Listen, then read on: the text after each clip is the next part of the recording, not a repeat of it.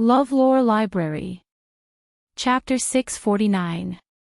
These disciples who had lost their lives were all elite disciples of the sect who were proficient in water-type spells. Now, they had died here for no reason, and they were shot to death by their own traps. If this matter were to spread out, it would be the biggest joke in the world. However, she couldn't care less about these disciples at this time. Her mind was on the secret hall in the depths of the bamboo forest. Her painstaking collection, she was flustered and almost stepped on those traps several times.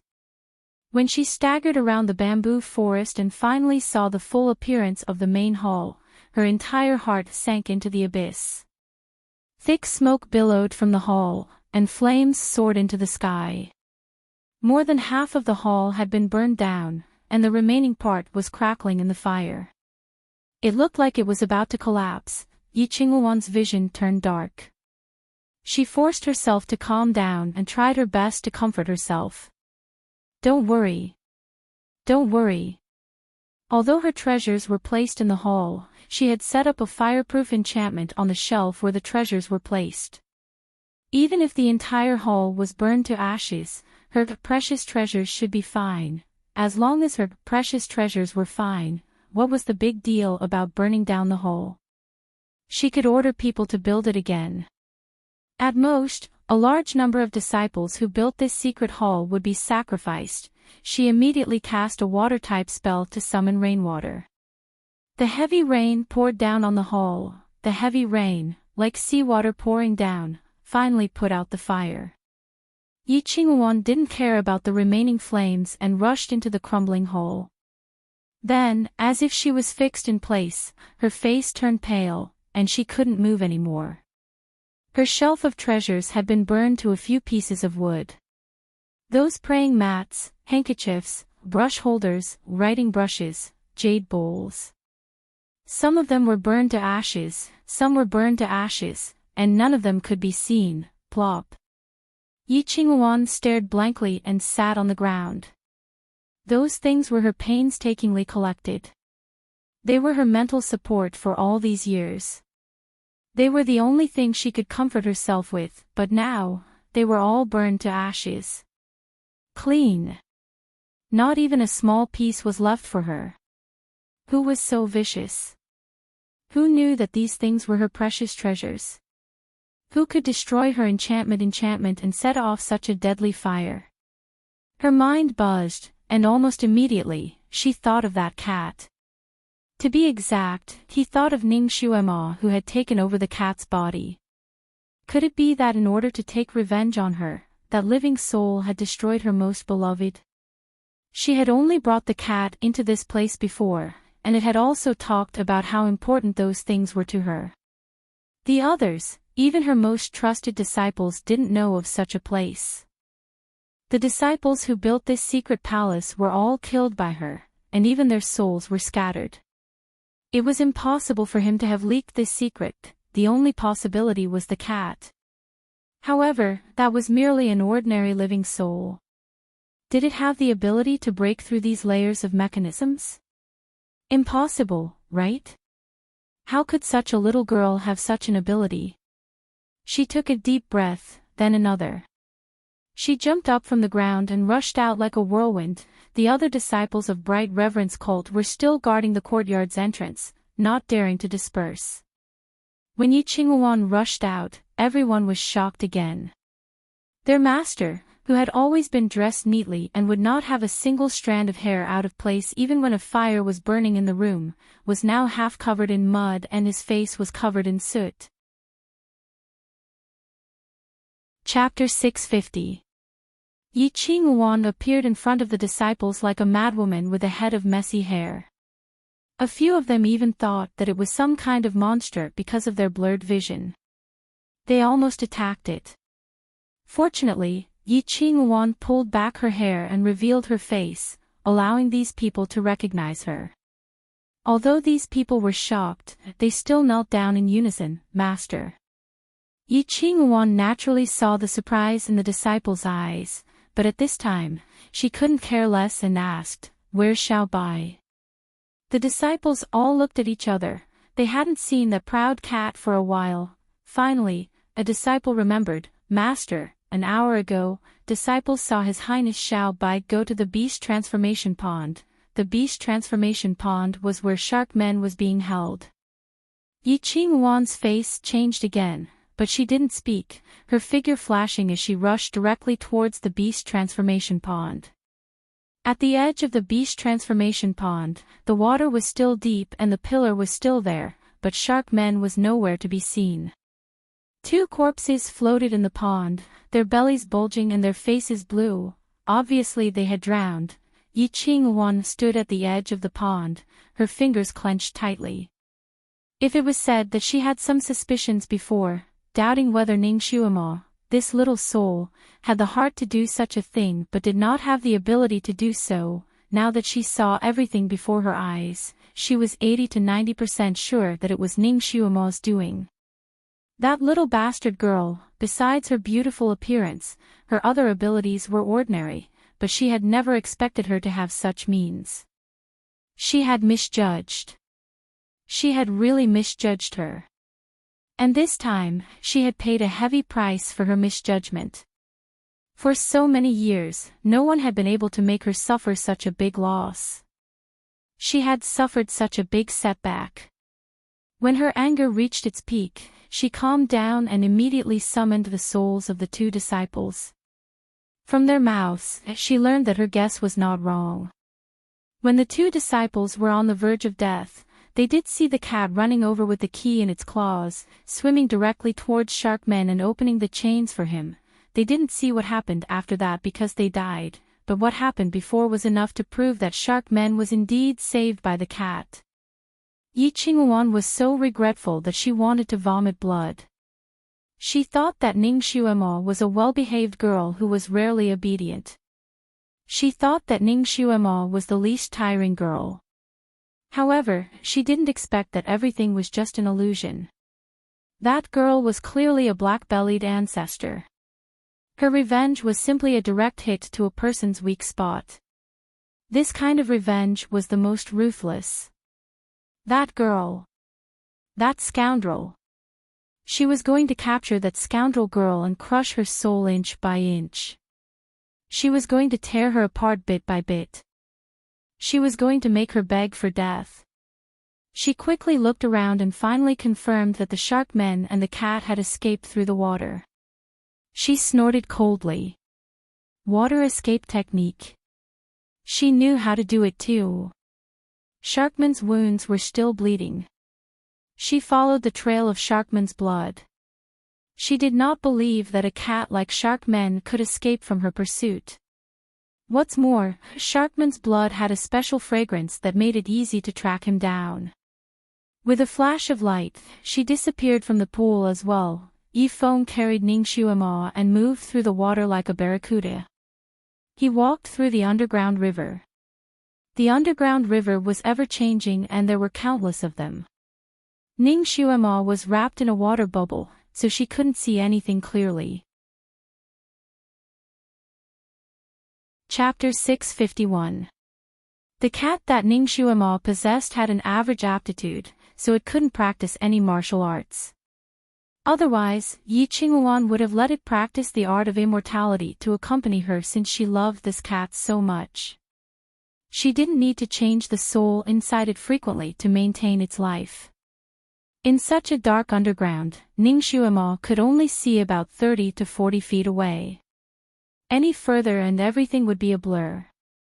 But the scenery of 30 to 40 feet away was too much for her to take in. The experience of walking through the underground water vein was very wonderful.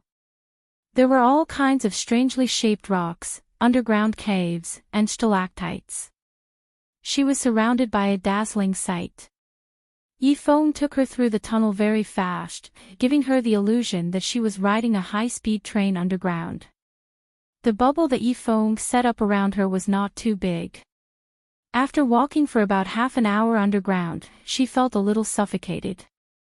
When she was in her original form, she could hold her breath for a long time. But now, this cat was an ordinary cat, so she couldn't really regulate her breath. Yifeng didn't seem to expect her cat body to be so weak. Seeing that her expression was not right, he immediately went up. He should have gone deep underground, and it took him a lot of effort to follow the water vein. When he came out of the water with the cat, Ning Xuema's cat face was about to turn blue. Yifeng broke the bubble, and Ning Xuema immediately lay on the water surface to breathe. "I'm sorry." Yifeng's voice was a little apologetic. Ning Xuema finally breathed evenly. She looked at him and asked, "Do you have something on your mind?" Yifeng was a bold and careful secret guard. If he didn't have anything on his mind, he would have paid attention to the cat in his arms all the time, instead of waiting until she was suffocating to find out. Yifeng was stunned. He lowered his eyes and didn't say anything. He did have something on his mind, and it was Yan Ziyuan. The first thing he wanted to do after he got out was to see her, but he didn't dare to. Ever since he knew that Yan Ziyuan's wedding was in half a month, he had been restless. Although he was already mentally prepared for this outcome, he still wanted to escape when faced with it. It was also because of his uneasiness that he neglected many things during his escape. For example, he had to hide his whereabouts, or his wounds that were still bleeding from time to time. Ning Xuema's nose was sharp, and she quickly smelled the unique sweet and fishy smell on his body. Her heart sank, and she finally saw the wounds on his body. After all, Yifeng had been pierced through by the black iron chain, and there were 2 huge bloody wounds on his shoulders. Although Yifeng had treated his wounds simply, the wounds were still too big, and blood still oozed out from time to time. She seemed to have thought of something. "I heard that Yi Qingwan is a martial arts genius who has 5 types of spiritual roots in her body. Is it true?" Yifeng was still a little absent-minded. He nodded subconsciously. "I heard so. It's precisely because she's such a rare genius that the ancestor made an exception to accept her." After saying this, his face also changed. If Yi Qingwan had all 5 elements, she should also know the water escape technique. She might follow the water vein and chase after them. He picked up Ning Xuema and said, "We have to go quickly." Ning Xuema took a breath. "If Yi Qingwan's water escape technique is very strong, and you are injured, we can't outrun her. We can't escape from her if we run blindly. Listen to my command." She quickly told him her plan. Chapter 652. Yifeng couldn't help but glance at the cat in his arms. He really didn't expect this girl to be an expert in anti-tracking, even better than him, a professional expert. He was also a man of action. He immediately took Ning Xuema deep into the water vein and came to a place where the water veins were mixed. This place was like a spider web that extended in all directions, and the water veins were radiating in all directions. Yifeng dripped the blood on his body into more than 20 water veins, leaving only 3 or 4 without blood. Then he went into one of the blood-stained water veins and continued to move forward along that water vein. The next time he took a breath and returned to the surface, he carefully treated the wounds on his body. There was no more blood flowing from his shoulders. Only then did he return to the underground water veins. In the future, whenever he encountered those kinds of crossroads with mixed water veins, he would drip his blood into all the water veins. The underground water veins were intricate and complicated, and the water was constantly flowing, carrying his blood in all directions. He believed that even if Yi Qingwan chased after him by following the smell of blood on his body, she would get lost in these crossroads and wouldn't be able to find any trace of him and Ning Xuema, because Ning Xuema was always wrapped in his bubble. Not a trace of her breath leaked out, so Yifeng didn't have to bother to help Ning Xuema hide her tracks. This idea was thought of by Ning Xuema, and Yifeng carried it out very thoroughly. When Yi Qingwan tracked those water veins, she was indeed confused by the smell of Sharkman's blood at those crossroads, and couldn't figure out their direction for a moment. They had really lost him, damn it. Yi Qingwan was so angry that her hair stood on end. Her opponent was too cunning, and it was really beyond her expectations. She was so angry that she wanted to curse and swear, but when she was thinking about it in her mind, she suddenly remembered that she didn't even know the name of the little soul that caused her such a disaster. She couldn't even find the name of the soul. After she chased after a few water veins in vain, she finally understood that such a method of chasing was useless. However, she was not willing to give up just like that. She stopped in place for a moment and decided to rise to the ground. She sent a telepathic message to her trusted disciple, asking him to send the literary letter fish over. The windshield fish was best at tracking in the water. They could distinguish the strength of the person they were tracking in the water. Although the shark man had dripped his blood into the water veins at every fork, the strength of his aura was different from when he had passed through them. She couldn't tell, but the windshield fish could. This time, no matter what, she had to catch up with that cat. Capture that little soul alive and slowly execute him to relieve the hatred in his heart.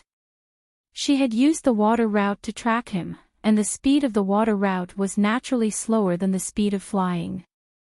Therefore, after her trusted disciple received the message, he brought the fish to her on the fastest blue swan bird. The windshield fish did not disappoint. After circling around the water vein, they quickly found the path Yi Feng had taken. However, because there were too many underground water veins and too many forks, although the messenger fish could eventually find the correct path, it would still take a lot of time. In this way, Yi Qingluan's tracking speed slowed down a lot. After all, she was a person who had cultivated for many years and was scheming enough. To be on the safe side, she ordered her disciples to each ride a rare bird in the air and search along the water route she had taken. Even if the shark men didn't need to come to the water surface to breathe, that cat still needed to. Chapter 653. The man and the cat would definitely return to the surface of the water to take a breath every once in a while. She did not believe that the shark men would be able to escape from her grasp with the cat and the water at the same time. After the fresh rain, autumn arrived in the late autumn. When Yi Feng brought Ning Xuemo out of the water again, they were in a deep pond in the middle of a mountain. It had just rained outside, and the green grass by the pond was swaying in the wind with countless fine water droplets. The air was so fresh that it made people want to take a second breath after taking a breath. A few stars were twinkling in the sky, and it was already nighttime. Yi Feng had been running with Ning Xuemo for the whole afternoon. They had already run for nearly 1,000 miles and passed through 200 to 300 crossroads, but they did not see any pursuers. Yi Feng breathed a sigh of relief. He was tired after running for so long, and he urgently needed to eat something to replenish his energy. Ning Xuemo was also very hungry at this time, so the two of them discussed and decided to stay in the mountain for a little longer to eat something first. Yi Feng caught 3 fat fish along the way, and after coming ashore, he made a fire and set it up to barbecue. Ning Xuemo laid on the side and watched him busying himself. She watched as his beautiful fishtail slapped against the ground. Unexpectedly, it was similar to a human's legs. He walked very nimbly on the ground. She held back and finally could not help but say, "Yi Feng, so you also eat fish?" Seeing how he handled the fish so neatly, she could tell that he was an expert. Yi Feng did not stop moving, and said calmly, "Shark men live in the sea all year round, so they naturally eat sea creatures as their food. Fish is their staple food." That's right, the creatures in the sea are the same as the creatures on land. The weak are prey to the strong. It all depends on who is standing at the top of the food chain. Do shark men usually cook their food like humans do before eating? Ning Xuemo was very curious. After escaping from danger, her state of mind also calmed down quite a bit. Gossiping cells were starting to grow in him. Yi Feng paused for a moment, and his ocean blue eyes grew somewhat distant. "It's true that it's cooked, but we're using sea fire. Not firewood." He handed a grilled fish to Ning Xuemo. Earlier. I'm sorry. If I hurt you. Ning Xuemo knew that he was talking about how he used her to threaten Shuilan on the ship a few days ago. She shook her head and said, "It's okay. You didn't really hurt me." Yifeng's knife was pressed against her waist at that time. Although she was bleeding, he had stabbed her diagonally. What he had pierced was only a layer of her skin. He did not hurt her vital parts at all. She was indeed hungry. She held the fish in her paws and ate a few mouthfuls. Her cat eyes sparkled. Delicious. Yifeng, I didn't expect your cooking skills to be so good. Men with good cooking skills were all good men. If she didn't know that Yifeng's heart belonged to someone else, Ning Xuemo would have packed him up and kept him by her side. Yifeng smiled at her praise, but he didn't say anything. Just as he smiled, he seemed to have thought of something. His eyes dimmed, and the smile on his lips slowly turned cold. He wasn't a talkative person. In the blink of an eye, he had finished grilling another fish and was eating it himself. Yifeng, the fish you grilled with firewood is also very delicious. It seems like you've been on land for a while. Ning Xuemo chatted with him. Yifeng paused for a moment. It's not that long. It's been 3 years. For the past 3 years, he had been quietly guarding Yan Ziyuan, protecting her from all dangers. Chapter 654. Yan Ziyuan was innocent and naive. She didn't know the immensity of heaven and earth. She dared to offend anyone and cause any kind of trouble, if he didn't silently clean up her mess behind her back. With Yan Ziyuan's reckless and naive temperament, she would have been killed many times over. The little girl liked to eat grilled fish. For this reason, he secretly practiced the skill of grilling fish with firewood, just to make her happier. Unfortunately, she hated him. Every time he appeared in front of her, she would have a disgusted expression. Helpless, he could only secretly protect her and not easily appear in front of her. Yan Ziyuan didn't even eat the fish he grilled. In half a month, she would be married to that person. In the future, she would be that person's wife, and that person would naturally dote on her. Yan Ziyuan wouldn't be able to eat the fish he grilled. Yifeng was a little lost in thought. When he ate the delicious fish, he felt that it was a little bitter. Ning Xuemo's eyes moved. She had chatted with Yan Ziyuan before. She knew that Yifeng had been by Yan Ziyuan's side as a secret guard for exactly 3 years. It seemed that Yifeng came here specifically for Yan Ziyuan. Yan Ziyuan was a real human. Ning Xuemo knew that she had never been to the sea before from her conversations with her. Because she had once innocently asked Ning Xuemo what the sea looked like, how did a young girl who had never been to the sea cross paths with a shark man who treated the sea as his home? Ning Xuemo's heart was full of curiosity. After thinking for a while, she asked straightforwardly, Yifeng, you came here for Yan Ziyuan, right? How did you get to know her? Could this be another story about a mermaid? But the main character of the story was changed from a female mermaid to a male mermaid. Maybe it was because the night sky was too beautiful, or maybe Yifeng really wanted to find someone to talk to about his troubles, so he briefly told Ning Xuemo his story. The first sentence he said surprised Ning Xuemo. Yan Ziyuan was also a shark man in her previous life. Ning Xuemo widened her eyes in surprise. She didn't expect Yifeng's love to involve the past life. Yifeng was not an expert storyteller. What he told was more like a summary of the contents, but Ning Xuemo was able to hear the thrilling story. Yan Ziyuan was also a little mermaid in her previous life. She was abandoned by her parents when she was young and was picked up by Yifeng at that time. And was named Yiyu. Yifeng had watched her grow up. The two's relationship was like a brother and sister. And Yiyu always thought that Yifeng was her biological brother. Yi Yu gradually grew up into a slender and elegant young girl. Her beauty was unparalleled.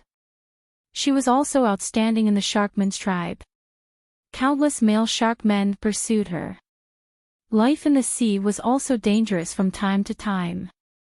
Other ferocious sea tribes would also hunt shark men. If they didn't want to become food for other sea tribes, they had to think of ways to make themselves and their tribe stronger. So most shark men were like the people in the world. They were very diligent in their martial arts. Yi Feng was one of the best. Every day, other than dealing with the necessary affairs, he spent most of his time practicing martial arts. He wanted to protect his tribe and the people he wanted to protect. After all, Yi Yu was young.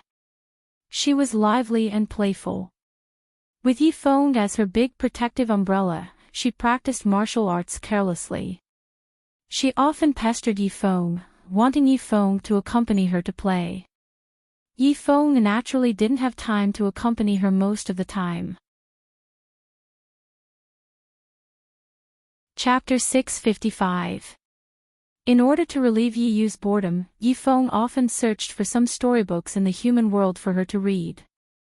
The source of these storybooks was naturally the merchant ships that encountered strong winds and waves on the sea. Yi Yu did not know which storybook hit her romantic nerve.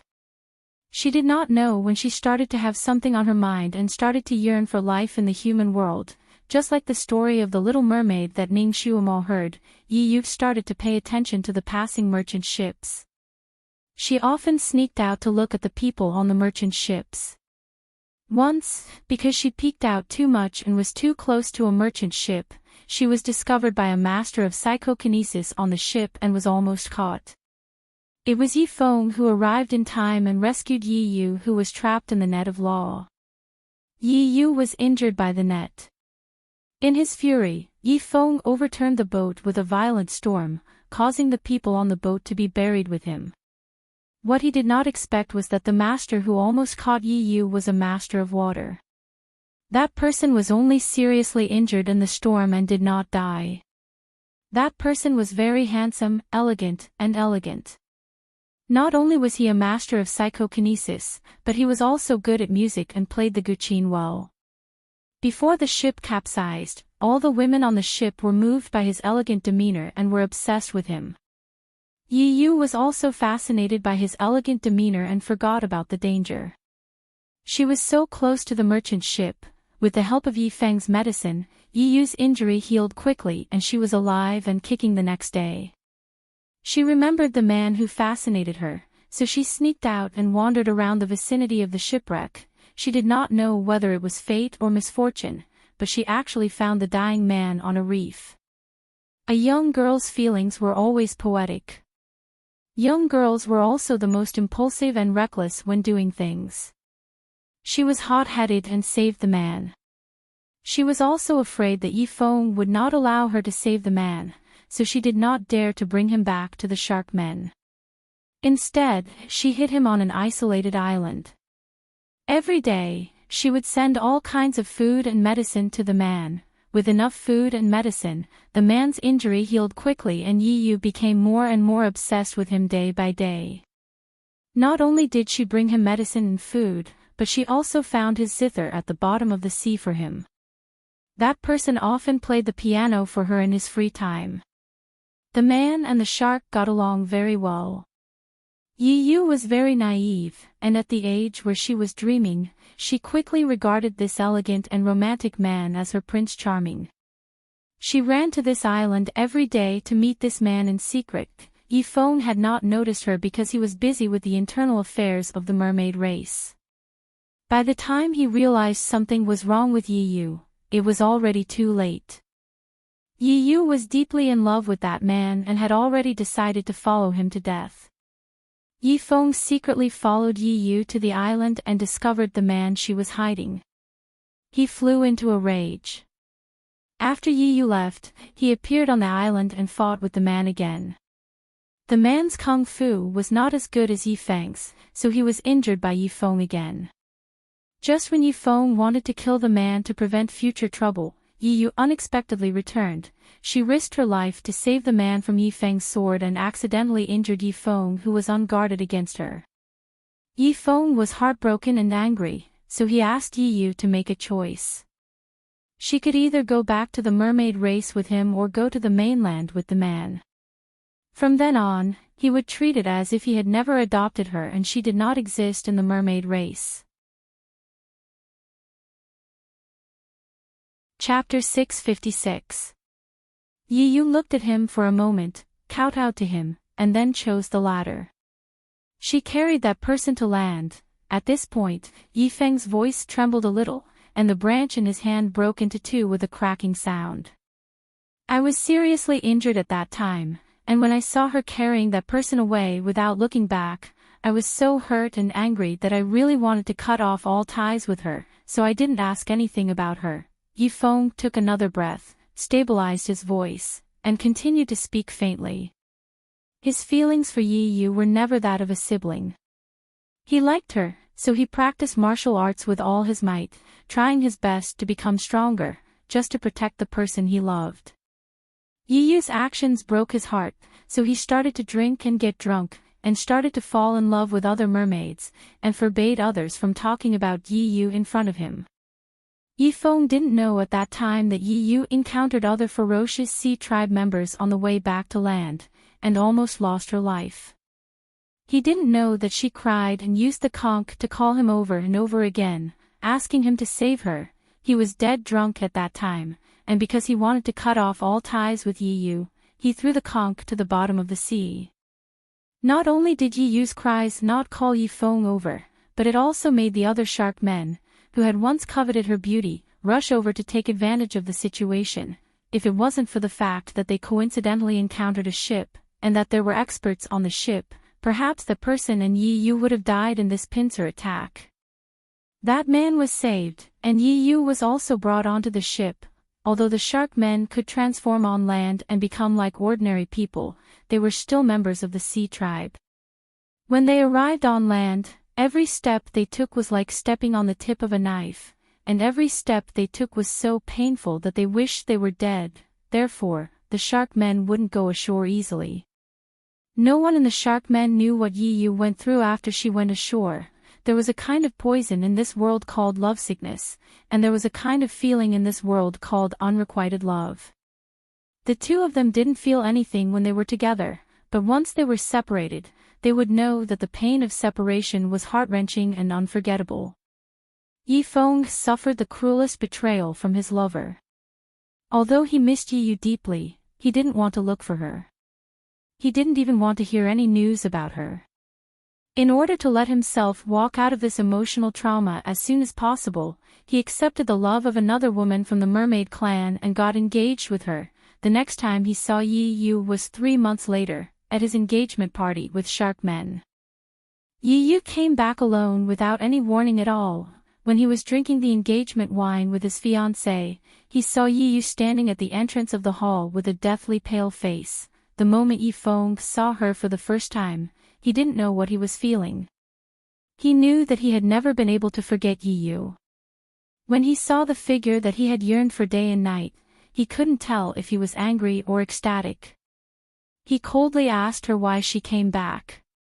He coldly told her that the mermaid clan had removed her name. However, he secretly hoped that she would say a few words. As long as she turned back and called him brother again, he would decide to forgive her and hug her in his arms. However, he didn't expect Yu to just smile faintly. She said that she came back to ask the high priest of the mermaid clan to split her legs. She didn't want to suffer the pain of walking on land like walking on the tip of a knife. She wanted to be done once and for all. Chapter 657. The high priestess of the mermaid tribe could indeed split the tail of the shark men into 2 legs and turn the shark men into a human. However, the consequence of this was that once the leg-splitting technique was done, she would become a real human. Although she could walk freely on land, she would forever lose the qualification to be a shark man. Not only would she lose the lifespan of a shark man, but she would also not be able to enter the land of the shark men. Yifeng did not expect Yi Yu to be so resolute and so infatuated with that human. He was so angry at that time. After a long pause, he asked her coldly if she had really thought it through because the leg-splitting technique was also very painful. She would have to endure the pain for 2 days. He listed all the pros and cons of this spell to her, hoping that she would say that she regretted it. However, Yi Yu was determined and said that she had thought it through and would not regret it. The high priestess of the mermaid tribe saw that Yifeng was not happy and did not want to agree. In the end, Yi Yu knelt in front of Yifeng and kept kowtowing, begging him to help her. She kowtowed until her forehead was full of blood. She said that she would not get up if he did not agree. She said that she was sorry for stabbing him that day and that she had received the punishment she deserved. She begged him to help her this time because they were siblings. She said that she would never bother him again. Yifeng was angry and desperate. In the end, he finally agreed to her request. The pain of leg splitting was bone-piercing. Even the strong shark men did not dare to try it. For thousands of years, there were very few shark men who dared to split their legs. However, Yi Yu, who had always been afraid of pain and needed people to comfort her for a long time, did it without hesitation. When she walked into the high priestess room to do the surgery, Yifeng did not send her off because he was angry. However, he secretly sent a capable subordinate to check the settings in the high priestess room. He hoped that the leg-splitting technique would be foolproof. Although he hated Yi Yu, he could not accept that she had any accidents during the process. During those 2 days, she underwent the surgery indoors while he lingered outside, never taking a single step out of the room. Even a grown man wouldn't be able to withstand that kind of pain, let alone the delicate Yi Yu. She couldn't help but scream out loud. Each of her screams was like a knife, cutting into Yifeng's heart inch by inch. He was restless outside, and there were several times when he wanted to rush in without a care. However, he also knew that once this kind of surgery started, there was no room for regret. He had to finish it. For Yi Yu, every minute and second of those 2 days was torture. How could it not be the same for Yifeng? In the end, he couldn't stand the heart-wrenching feeling anymore. He couldn't bear to listen to her blood-curdling screams and finally left.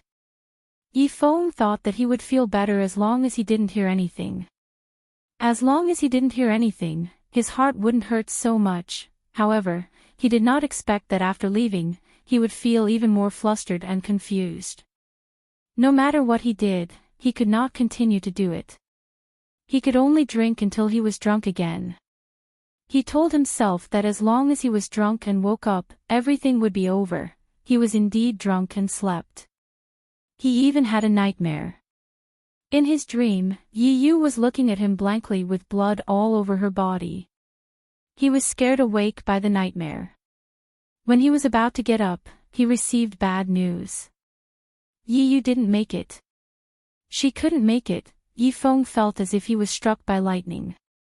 He stumbled to the high priestess room and saw Yi Yu, who was covered in blood and barely breathing. Chapter 658. Yi Yu had already lost her consciousness. Yifeng held her in his arms and tried his best to transfer his psychokinesis into her body. He wanted to save her life, but no matter what he did, it was to no avail. This surgery was meant to be a success or death. In the end, Yi Yu died in his arms. When she was half unconscious, she kept repeating the same sentence. She said that she did not want to see this result. She wanted to become a human. She did not want to be shark men anymore. She did not want to return to the mermaid tribe anymore. At the moment of death, Yi Yu had a momentary flash of consciousness. Her mind was clear for a few seconds. Her lifeless eyes looked at Yifeng, who was holding her. The last sentence she left him was, "Yifeng, I hate you. I do not want to be your sister anymore." When he said this, Yifeng's voice trembled again. The bonfire next to them crackled. What happened after that? This was a tragic story. Ning Xuema felt sad when she heard it. Although shark men have a long life, once they die, they will truly die. They will not be reincarnated. I knew that Yi Yu's only wish before she died was to be a human, so I used a forbidden technique to keep her soul. I sent her into reincarnation so that she could truly be a human. Yi Feng's voice finally calmed down. Ning Xuema looked at him. What price did you pay for using the forbidden technique? She believed that Yi Feng must have paid a heavy price. Yi Feng's voice was calm. He did not want to talk about this, no matter the price. It is not as important as her final wish. Yi Yu reincarnated into Yan Ziyuan. Then, did the person she originally liked reincarnate into Gu Ziyan? Ning Xuema asked the key question. It's him. Yi Feng's voice was bitter. Whether it was in the previous life or this life, she was obsessed with him. Ning Xuema suddenly realized something was wrong. That's not right. If Gu Ziyan is the reincarnation of that man, then he should be younger than Yan Ziyuan, right? But as far as I know, Gu Ziyan is 8 years older than her. Could it be that Gu Ziyan died before Yi Yu in his previous life? Yi Feng shook his head slightly. Miss Ning, you may not know this, but Yi Yu was forced to reincarnate by me using a forbidden technique. Her soul was incomplete after she died, and by the time I finished her soul and sent her to reincarnate, it was already 100 years after that incident. Gu Ziyan's previous life was a natural death. He only passed away 90 years after Yi Yu's death, and he was 110 years old when he died. Ning Xuema glanced at him. You seem to know a lot about him. Yi Feng did not hide anything. I found out about this later. After Yi Yu's death, I was unwilling to accept it. After being dispirited for a while, I also went ashore and tried to find that man. I thought that since Yi Yu was in love with him and died for him, I should at least tell him. Even if he cried for Yi Yu, it would be considered as getting some justice for Yi Yu. After meeting that man, I found out a little about Yi Yu after she went ashore. Yi Feng's voice was a little bitter. That man was sincere to her, but she was after all a shark man. That man's family was so big that they even chose a fiancé for him. After he brought Yi Yu back to the family, their marriage was opposed by the whole family. They said that she could only be a concubine and could not be the main wife. This is probably the main reason why Yi Yu came back and risked her life to be the second wife, right? She desperately wanted to be a human. Chapter 659. Yi Feng's voice dimmed. However, Ning Xuema kept feeling that something was not quite right. But she could not put her finger on it. She paused and asked, "What did that man say when you found him?" Yi Feng's voice sounded distant. He was very sad when he heard about Yi Yu's death, but he refused to admit that Yi Yu died for him. He talked nonsense, saying that Yi Yu had someone else in her heart. I hated him for not daring to admit what he did. He made Yi Yu suffer, so I beat him up. That bastard did not fight back at that time. The more I beat him, the more he laughed. In the end, he said that the person in Yi Yu's heart was actually me. He also said that she wanted to go back to the sea to find me, not to become a human. Ning Xuema, she pondered for a moment. Have you considered that what that man said might be true? Yi Yu actually liked you. But she did not see her own heart clearly at that time. Yi Feng was stunned and shook his head firmly. Impossible. If she loved me, why would she hurt me and leave with that man? Why would she risk her life to become a human? Why would she fall in love with that man in this life? Ning Xuema sighed. Haven't you heard that a woman's heart is like a needle at the bottom of the sea? A woman's heart is the most difficult to guess. She thought for a moment and suddenly said, Did Yi know that she was not your biological sister when she was alive? Yi Feng was stunned and frowned. She should have known. What do you mean by should have? Did you tell her that clearly? Did you tell her that you picked her up? Yi Feng paused for a moment and shook his head slowly. No. I was afraid that I would hurt her, so I did not tell her about it. Ning Xuemo. She tilted her head and thought for a moment. Then, she looked at Yi Feng with a complicated look. She wanted to say something, but she did not say it in the end. A question flashed through her mind. Was it possible that Yi Yu had always thought that Yi Feng was her biological brother, but when she found out that she had feelings that she shouldn't have for her biological brother, she was shocked and desperately tried to find someone else to entrust her feelings to? Coincidentally, that man had arrived, and he had that charming temperament that made Yi Yu think that he was her Prince Charming. Therefore, she left with that man without hesitation. However, after they got ashore, the more time she spent with that man, the more she missed her brother. She unintentionally revealed these traces in certain places. That man's family didn't allow Yi Yu to become the official wife. Perhaps this was exactly what she wanted. She took the opportunity to return to the sea and look for her brother. However, she found out that her brother was already engaged to another woman. She was heartbroken and despaired. She was also embarrassed.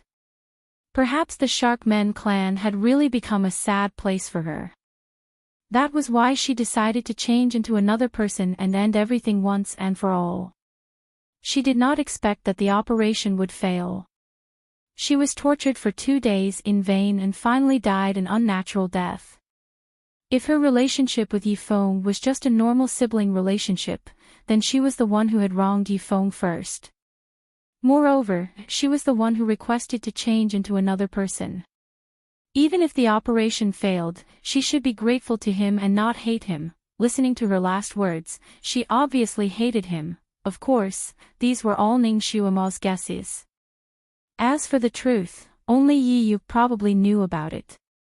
It was a pity that Yi Yu was dead, and Yan Ziyuan did not have the memory of being Yi Yu. Therefore, what happened back then would probably remain a mystery forever. She looked at Yi Feng again.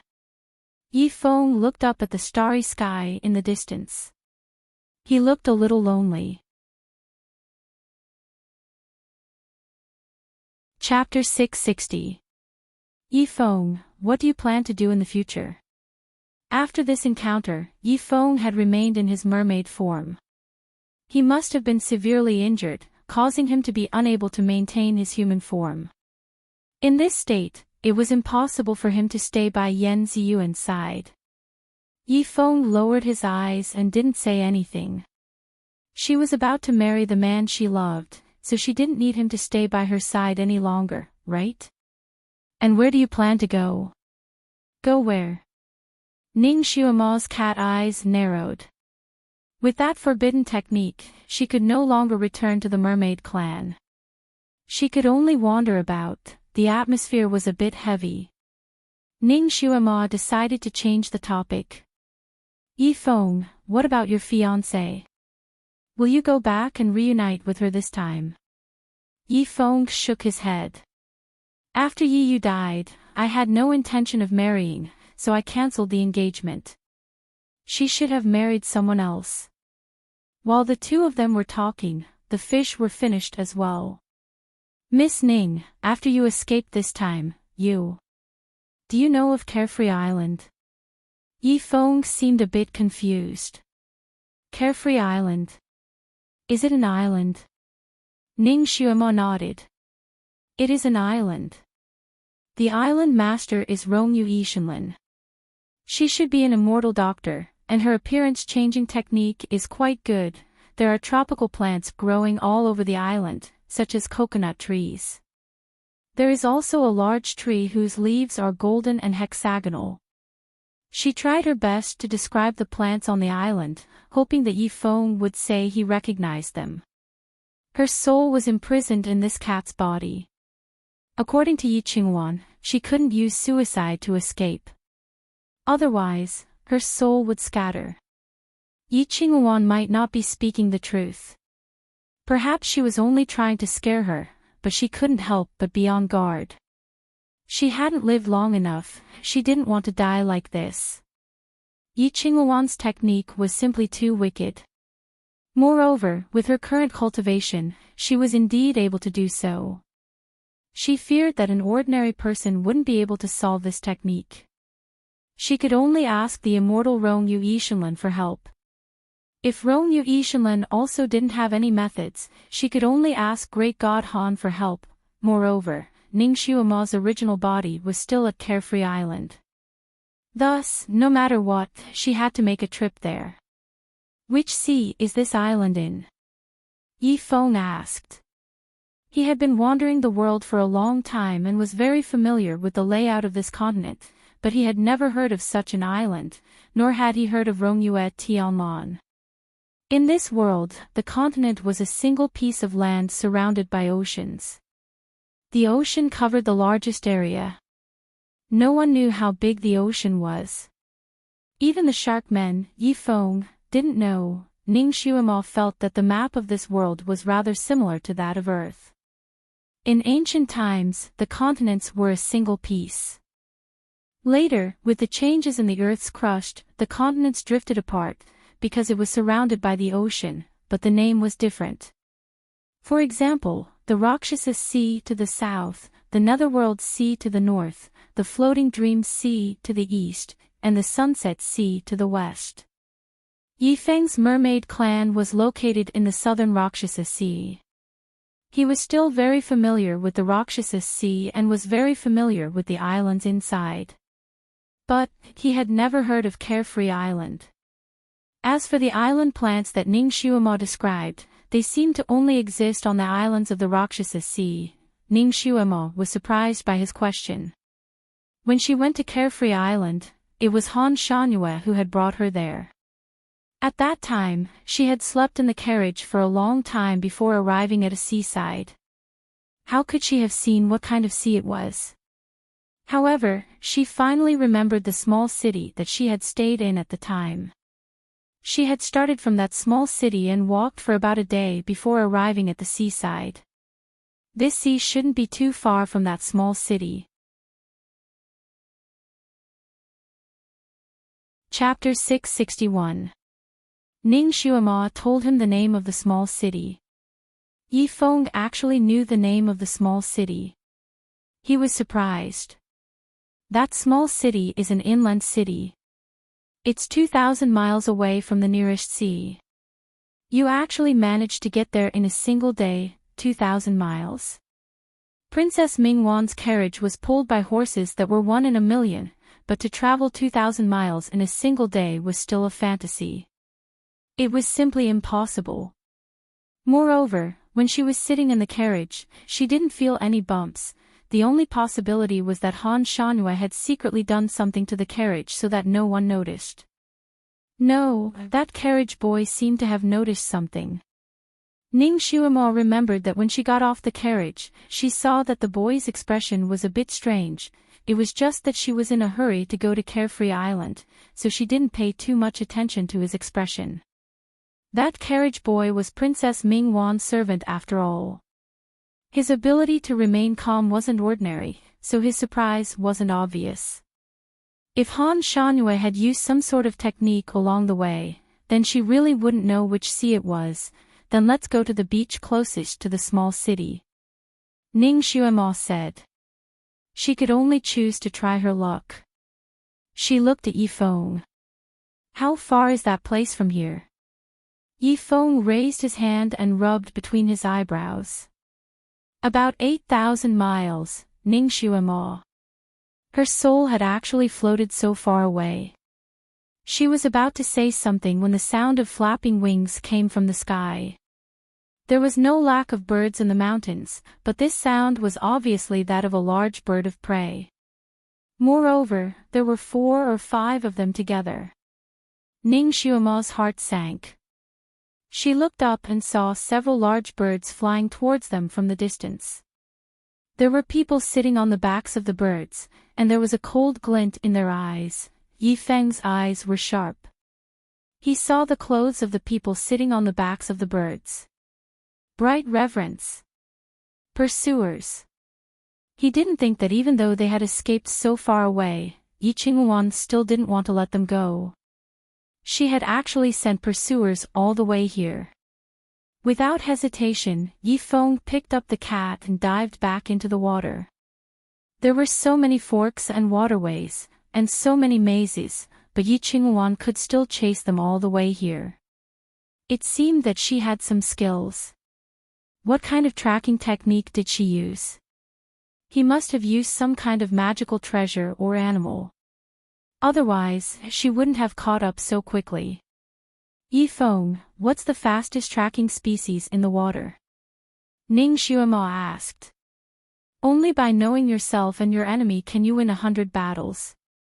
Yi Feng pondered for a moment and immediately said, I'm afraid she has Wenqin fish. Ning Xuemo stared at him with wide eyes. Yi Feng took a deep breath and briefly explained the origin of the Wenqin fish to her. This was a type of fish that was comparable to hunting dogs. They were best at tracking in the water. They could determine the size of the object they were tracking based on the aura in the water. Therefore, when encountering them, any illusion would be useless. However, this type of fish was extremely rare. Even Yi Feng, as the king of the marine species, had never gotten his hands on one before. Someone once speculated that this fish had gone extinct, but he didn't expect Yi Qinghuan to have one. This was beyond Yi Feng's expectation. What's their weakness? Are they afraid of poison? Yi Feng smiled bitterly. No. They are not afraid of any poison. Ning Xuemo couldn't think of a way to avoid being tracked by this fish. Moreover, that fish was most likely beside Yi Qinghuan. She couldn't assassinate that fish. Chapter 662. Yi Feng hugged the cat and ran along the waterway towards the direction of Carefree Island. Inside the cleansing room, the mud was still tumbling, and the mud shell was still moving up and down. Rongyu Yishanlin stood at the entrance of the hall, staring at the enchantment that had sealed Ning Xuemo's soul. How could this be? How could this be?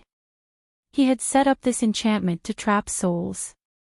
Even the most powerful ghost in the world wouldn't be able to break it. Ning Xuemo was only an ordinary person. How could her soul have escaped? 6 hours ago, he had received news that Ning Xuemo had come to visit. Since Ning Xuemo was fine, he felt relieved and went out to greet her. Originally, he had wanted to settle Yunxi down and then return to guard her. However, he hadn't expected that Yunxi had suffered a qi deviation while cultivating. She had been seriously injured and had struggled to find him. Naturally, he couldn't ignore the life and death of his good friend. He had no choice but to immediately heal her. This delay lasted for nearly 6 hours. After 6 hours, he had finally stabilized Yunxi's injuries. Just as he was about to go and see how Ning Xuemo was doing, he saw Di Zuo appear in his hall. Han Shangyue looked a little tired and his face was a little pale. When Yunxi saw him, her expression changed slightly. She stood up and bowed to him. Di Zuo. Han Shangyue only nodded slightly. He didn't have any intention of talking to her. He directly asked Rongyu Yishanlin, where is she? Rongyu Yishanlin naturally knew who he was referring to. He sighed and briefly told him about how Ning Xuemo's leg hadn't recovered. Of course, he also told him about his method. When he had told him about it, he had been immensely proud of himself. However, he didn't expect that Han Shanyue's expression would change before he could finish. He coldly said, nonsense. With a turn of his body, he disappeared, heading straight for his clean room. Rongyu Yishanlin saw that his expression wasn't right and his heart skipped a beat. Although he didn't understand why Han Shanyue was so nervous, he faintly felt that something was wrong. He hurriedly followed behind. He didn't expect that when he opened the door and saw everything inside, he would be stunned. The mud shell that contained Ning Xuemo's body was still rolling, but the soul that he had sealed was nowhere to be found. Han Shanyue was a man of action. When Rongyu Tianlong arrived, he had already begun to use the spirit summoning spell to summon Ning Xuema's soul back. However, to his surprise, his soul summoning spell, which had always worked, did not work. After the spell was cast, he did not even manage to summon half of Ning Xuema's soul. There were only 3 reasons for this to happen. First, her soul had already dissipated. Secondly, her soul was attached to something else. Thirdly, she had already reincarnated. It was impossible for her to reincarnate in such a short period of time. She was a living soul, not a dead soul. It was impossible for the underworld to accept her. There were only 2 possibilities left.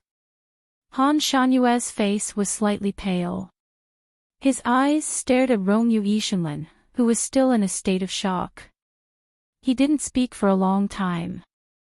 Rongyu Yishanlin was frightened by his stare.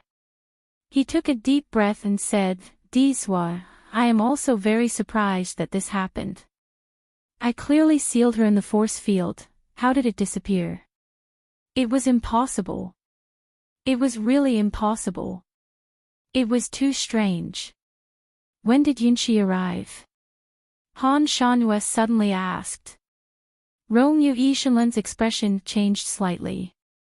He naturally understood what Han Shanyue was suspecting. "Diswa, Yunxi arrived 6 hours ago." Chapter 663. Yunxi was seriously injured because of qi deviation. Since I met her, I have been treating her injuries.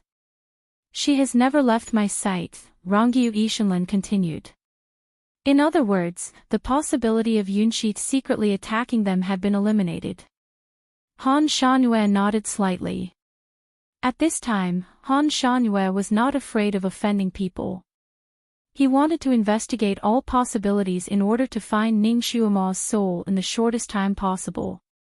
The longer this went on, the more disadvantageous it would be for her. "Rongyu Yishanlin, did anyone else come to your island in the past 6 hours?" Rongyu Yishanlin shook his head. "No. Only Yunxi." Of course, he could sense his own island. Not to mention one more person, even if there was one more mouse on this island, he could sense it. This eliminated all external factors. It seemed like Ning Xuema had broken the force field and left for some unknown reason. That brat, couldn't she just leave him alone and not worry about her? "Tell me the details of what happened.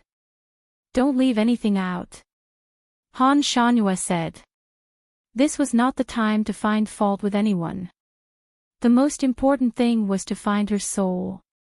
He and Rongyu Yishanlin had known each other for thousands of years, so he knew his temper well. He wouldn't harm Ning Xuema for Yunxi's sake and scatter that girl's soul. As for Ning Xuema, she was an expert at breaking barriers. He didn't expect that she would be restless even in her soul state. Rongyu Yishanlin did not delay and immediately told him everything that had happened after Ning Xuema ran out to find him. In the end, he said, "Diswa, I know this method is very dangerous, but Miss Ning insisted on recovering her legs. I had no choice. I tried to contact Diswa, but I could not reach him." Rong Yuetian also felt a little bitter in his heart. Who did he offend? He had good intentions, but he did not expect this to happen. Moreover, Diswa did not tell him the whole story and ran away. He did not even mention his whereabouts, so he could not contact him. Miss Ning might be angry with him. He coughed and said, "Diswa, forgive me for being nosy, but you two are newlyweds. Early in the morning, you left her behind without saying a word, so we couldn't contact you even if we wanted to. I saw that Miss Ning seemed to be a bit resentful. Will her soul disappear in a fit of anger and make you anxious?" Han Shanyue paused. "She's not as bored as you. She had resentment. I should be the one with resentment, right?" He couldn't do anything on their wedding night. In order to restore her appearance, He even accepted Rongyue Tianlan's wicked method and almost got seriously injured. In the end, when that lass woke up, she still acted as if they were going their separate ways. She kept calling herself his shield and concubine. If he really treated her as a shield, he wouldn't have helped her so much. Moreover, he didn't need a shield. Ever since he had met Shuemo, his peaceful life had been disrupted. Things kept happening, and he had never had a moment of peace. Because that girl's feet had been seriously injured once, she had used the Qilin armor to treat them and changed her original genes. Therefore, she could not use normal methods to recover them.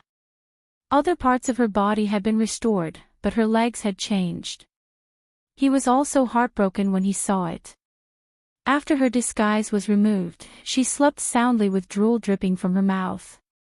He did not sleep at all, but read medical books. Finally, he found out in a medical book that the soft armor flower of the morning and evening mountain could restore the body's elements changed by the Qilin armor. He wanted to wait until she woke up and realized that her feet were not right before telling her about it.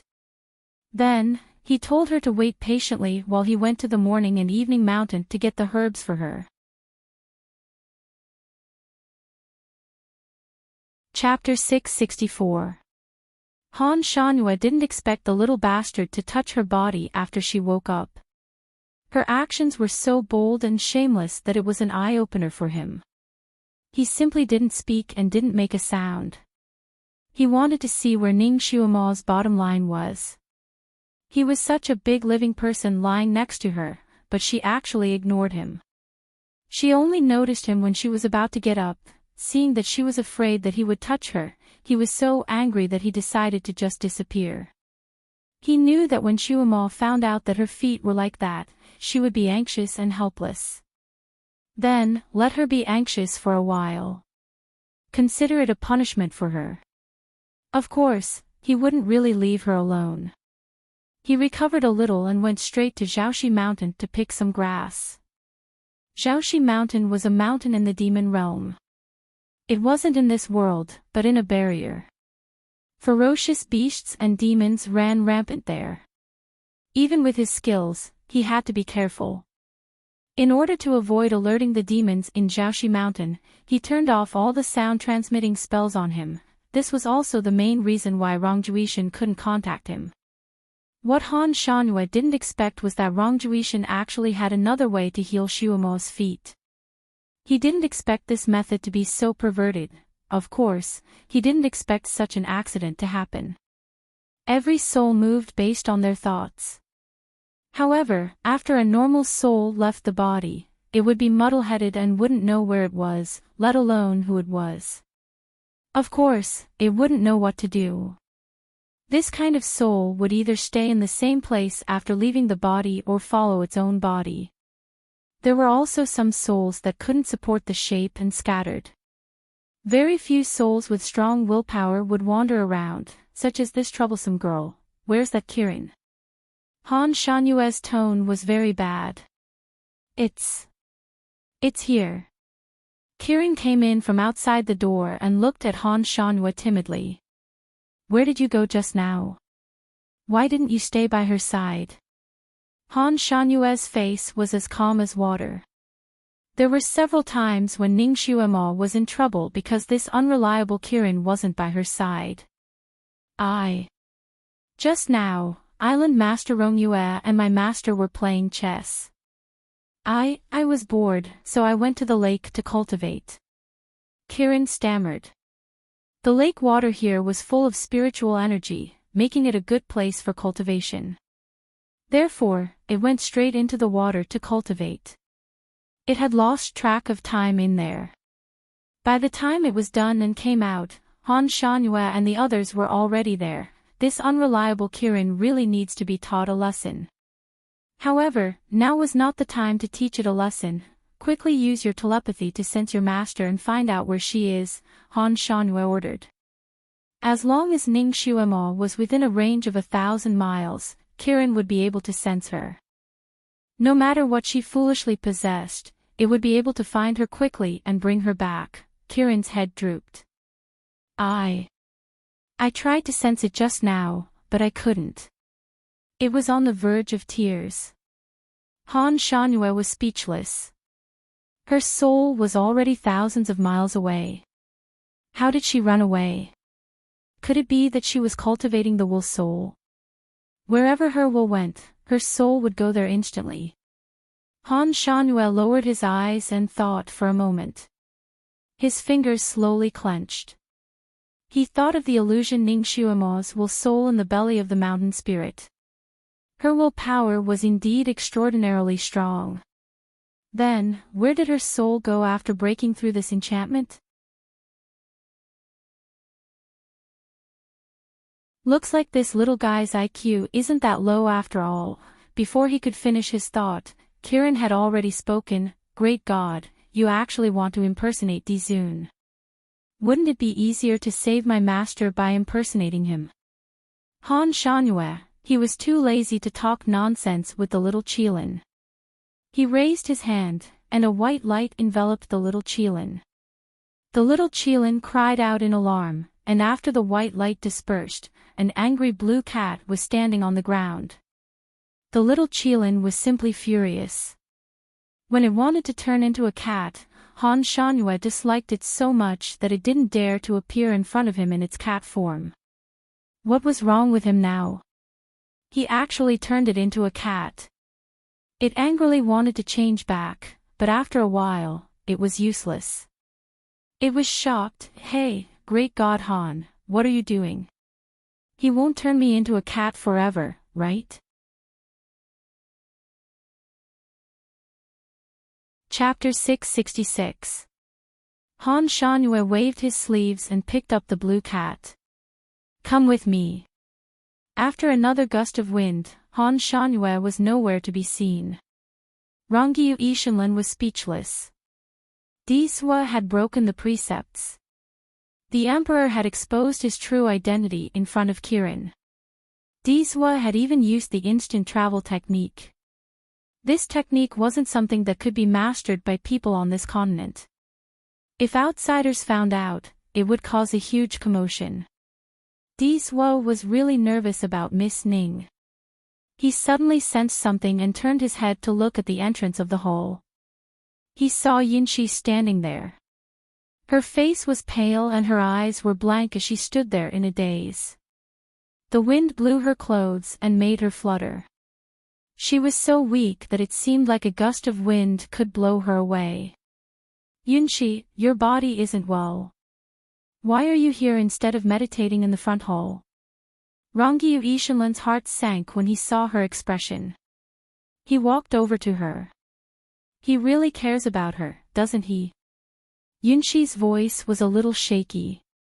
Rongyu Ishinlin sighed. He paused and finally said, Yunxi, I think you should give up, give up. Yunxi repeated mechanically. Her voice suddenly rose. Why should I? Why should I give up?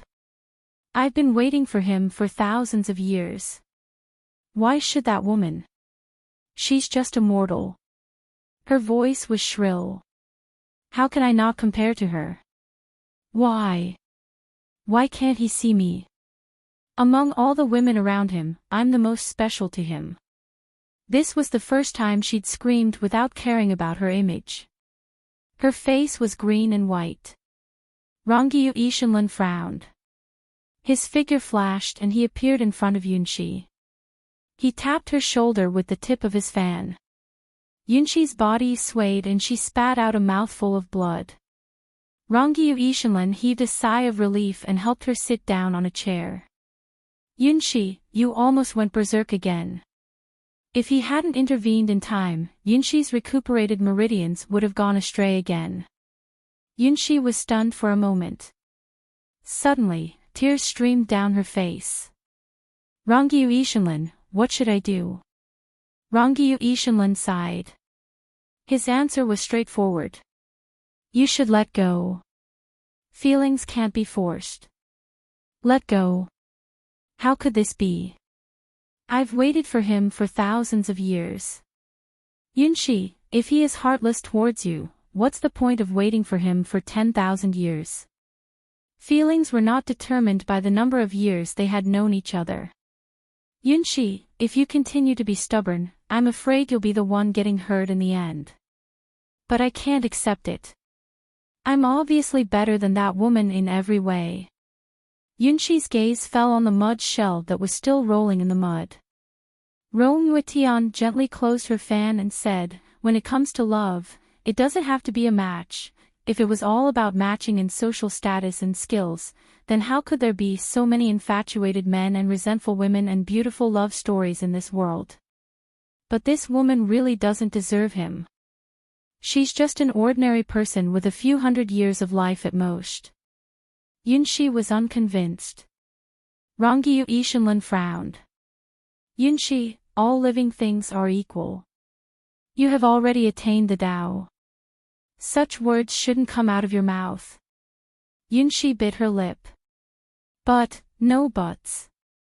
Rong Yuetian interrupted her. There was a hint of seriousness in her watery eyes. Chapter 667. Rong Yuetian interrupted Yunshi with a serious look in her eyes. Diswa has the final say on whether or not she is worthy of him. No one else has the right to judge.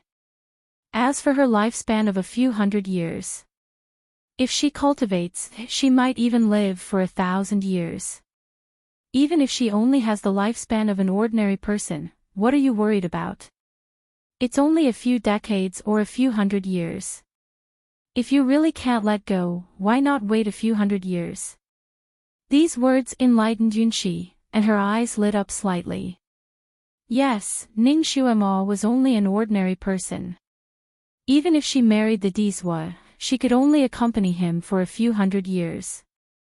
Maybe this woman was nothing and only had a few decades of lifespan. There was nothing to be afraid of. She then looked at the mud shell in the medicinal paste. This body was just an ordinary human body. A beautiful woman would age easily, and she would die in the blink of an eye. Maybe she would really become an old lady in a few decades. However, the Diswa didn't age. Maybe in a few decades, he would get tired of this woman and abandon her. Yunshi, on the other hand, was immortal. As long as she scrupulously behaved as a friend, the Diswa would still treat her as a good friend. She still had a chance. She didn't dare to have any ideas about destroying Ning Xuema's body. Firstly, Rong Yuetian wouldn't allow it. Secondly, she didn't want to risk offending the Diswa. Great God Han, where are you taking me? Kirin was carried in Han Shanyue's hand. The scenery in front of her flashed past her at the speed of light. She couldn't see anything clearly. This person was too hateful. Everyone else was carrying a cat, but he was carrying a cat. It was as if he was carrying a pile of trash, which made her very uncomfortable. From now on, call me the Diswa. Han Shanyue instructed. Are you really going to pretend to be the Diswa? If the disciples of the Sun Moon sect find out, you will be hunted down. Kirin reminded him. Shut up. Just do as I say. Han Shanyue was originally a person who didn't want to explain. Moreover, the person he needed to explain to was a silly Kirin. He didn't have the patience to do so. Fine. Kirin shut up. After holding it in for a while, it couldn't hold it in anymore and asked, Great God Han, did you also hear that the ancestor and Yi Qingwan have that kind of thing, so you deliberately pretended to be her master to scare her? Han Shanyue was speechless. He paused for a moment and almost threw the little Qilin who was spreading gossip out. Who said that I have any passion with Yi Qingwan? She was only once my disciple. This Master Han really got into the mood quickly. Pretending to be a venerable sovereign, he immediately spoke in the tone of a venerable sovereign. TSK, Great God Han, to be honest, you're not the ancestor himself. How would you know that there's nothing going on between the ancestor and Yi Qingwan? Chapter 668. That girl didn't have much contact with his true self, but she began to pay attention to his gossip. Was she interested in his true self? Han Shanyue's eyes flashed. What did your master say? Hey, it's rare for the great god to ask about gossip. Kirin immediately cheered up. My master said that the ancestor and his disciple most likely had a passionate relationship. Yi Qinghuan liked him, and he also liked Yi Qinghuan. However, due to their master and disciple status, this kind of taboo love was not appreciated by the common people. The master and disciple went through some hardships, and the ancestor reluctantly cut off their relationship and banished his female disciple. The female disciple sadly left and established the Bright Reverence sect. Bright Reverence, isn't that the combination of the sun and the moon?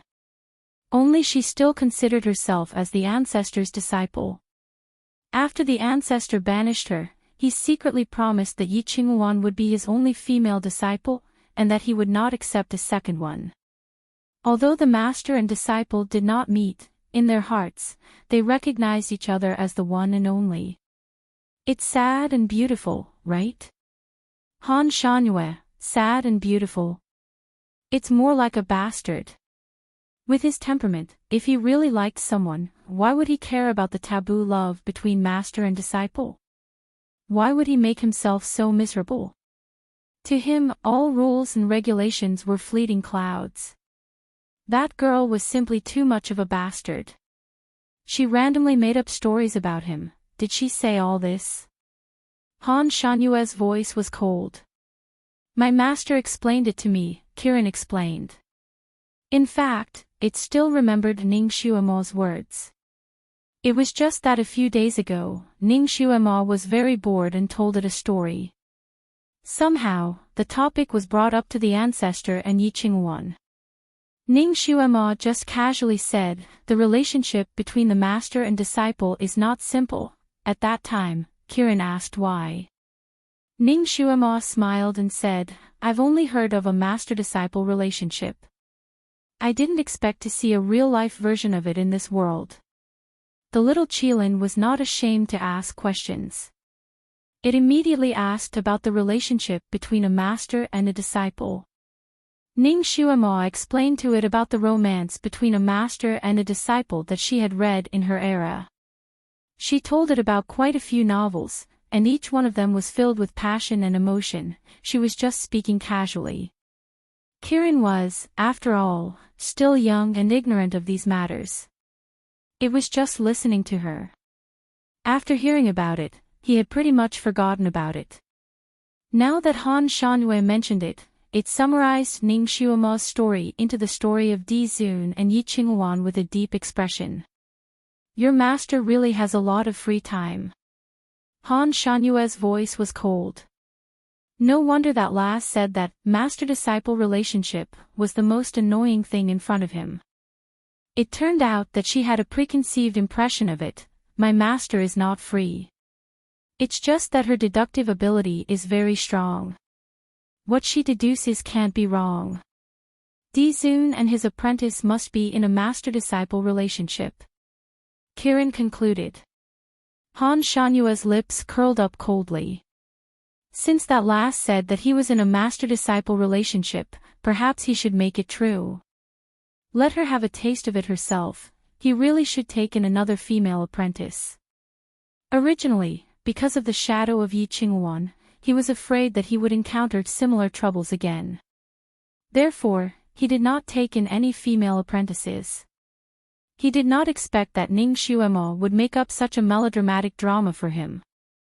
Great God Han! Kirin was about to say something else, but it was interrupted by Han Shanyue. Call him Di Zun. Chapter 669. Alright, Di Zun is Di Zun. Di Zun, how do you think my master went to Yi Qinghuan's place? Han Shanyue was speechless. How would you know? He also wanted to know the answer to this question. Could it be that the girl was very interested in him and misunderstood that he had feelings for Yi Qinghuan, so she wanted to take a look? Stop talking nonsense. Pay more attention to your master. We have now covered more than half of the distance. She is escaping again. If you can sense her, we will be really close. Okay. Kirin nodded and used his telepathy to call Ning Shuama again and again, over there. Over there. Ah, she dived into the water again, quick. Quick, report it to the leader. It seemed that Yi Qinghuan really hated Ning Shuama to the extreme. All the disciples of the Bright Reverence sect were actually chasing after her. Because of the tracking of the letter fish, they were able to determine the general route that Ning Shuama and Yi Feng escaped. Therefore, they rode all kinds of big birds in the air and looked down on the ground. It was almost a carpet search. Therefore, when Yi Feng brought Ning Shuama to the surface of the water to change the air bubbles, they would occasionally be discovered by them. Then, they would quickly inform Yi Qinghuan, who was following them underground through the voice transmission talisman. With this guidance, Yi Qinghuan naturally got closer and closer. After all, Yi Feng was once the leader of the Shark Men and was also a secret guard. He was naturally sensitive to danger. Although he had not met Yi Qinghuan yet, he had already accurately grasped the danger. Ning Shuama was also a secret agent, so she was naturally very sensitive to danger. She could not sense the outside world in the air bubble, but she could feel Yi Feng's nervousness. Is she about to catch up? Ning Shuama asked. Yes. About a few dozen miles of water. With Yi Qinghuan's martial arts, she could reach here in a few minutes. At this speed, Yi Qinghuan would be able to catch up with them in about an hour. Once they caught up to him, he would be doomed. Yi Feng would be skinned alive, and Ning Shuama's soul would probably be torn into 8 pieces by Yi Qinghuan. If an ordinary warrior were to encounter such a situation, they would have been scared out of their wits. They would either run around like headless flies, or they would not be able to bear the psychological pressure and fight to the death with the other party. Even if they knew that they were no match for the other party, they would die a quick death. However, Yi Feng was different.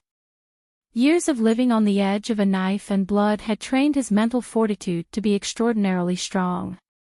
He was already seriously injured, and after being tortured by Yi Qinghuan for so long, his physical strength was less than half of his original. Now that they had been on the run for so long, they were exhausted. Even so, his expression remained calm, and he didn't seem to panic at all during his escape. Although Ning Shuama was in the bubble, she was still in his arms, so she could feel his steady heartbeat.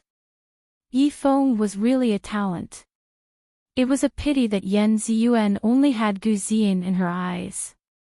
Her feelings were all on Gu Ziyan, but she always neglected the lover who was silently accompanying her. Love was like this. You put in a lot, but you might not get what you want. Others might not necessarily respond to you. She shook her head. Now was not the time to think about love. It was more important to escape. Escaping like this was not a solution. She had to think of another way. There was another fork in the road. Ning Shuama's heart couldn't help but move.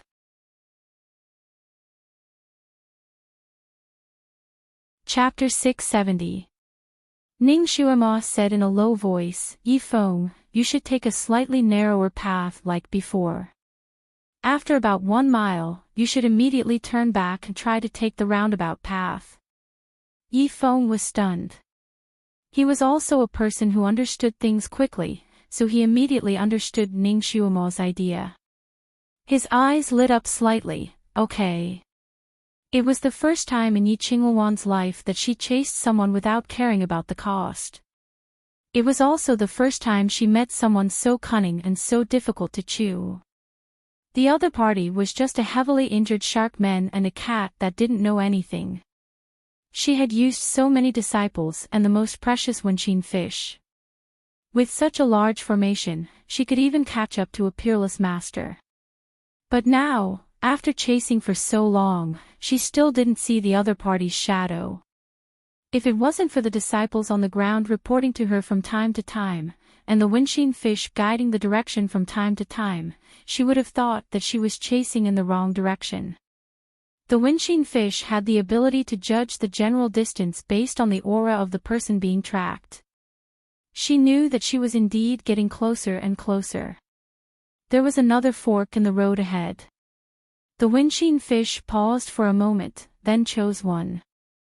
Yi Qinghuan entered without thinking. Because every time the windshield fish followed the aura, it would consume its own physical strength. Yi Qinghuan had chased it for so long that it was already very tired. Yi Qinghuan wanted to maintain its physical strength. Usually, she would only release the windshield fish when she encountered a fork in the road or needed to determine the general distance from the other party. So when she entered the fork again, she put away the windshield fish and hurriedly chased forward. Although there were many forks in the underground water vein, this one was especially long. Yi Qinghuan chased forward for more than 200 miles before another fork in the road appeared in front of her. She released the windshield fish. This time, the windshield fish sniffed at the fork for a few minutes, but it still couldn't find the aura of Yi Feng. How could he have chased her away? Yi Qinghuan didn't believe it. She thought that there was something wrong with the windshield fish's sense of smell. She used her own aura to test the windshield fish. The windshield fish's location was still very accurate. This meant that it wasn't the windshield fish's fault. There was no sign of Yi Feng and the others at any of the forks in front of her. Even the path she was on now did not have them. There was only one reason for this. Yi Feng and the others turned back not long after they entered the fork in the road. However, she managed to catch up with him. She had been fooled.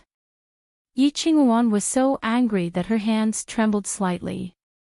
She had never suffered such a huge loss in all the years she had been in the industry. She hated Yi Feng and Ning Xuemo so much that her hair stood on end. If curses could kill, Yi Feng and Ning Xuemo would have been cursed to death by her many times. She walked back for more than 200 miles before she smelled Yi Feng's scent again. As a result, time was delayed even further. In addition, the auras of the waterways Yi Feng had traveled were similar. He had brought Ning Xuemo along with him. Once they had retraced their steps, their auras were almost the same. It would be difficult for the windshield fish to distinguish between the two. It couldn't judge by the size of the aura of the person it was tracking. It also had to calculate which path had the freshest aura to determine where they had gone. However, Yi Feng and the others were very fast. The freshness of the auras on these paths was not much different. It had to use all of its tactile abilities to analyze and judge. As a result, not only did the windshield fish consume a lot of energy, it also slowed down significantly.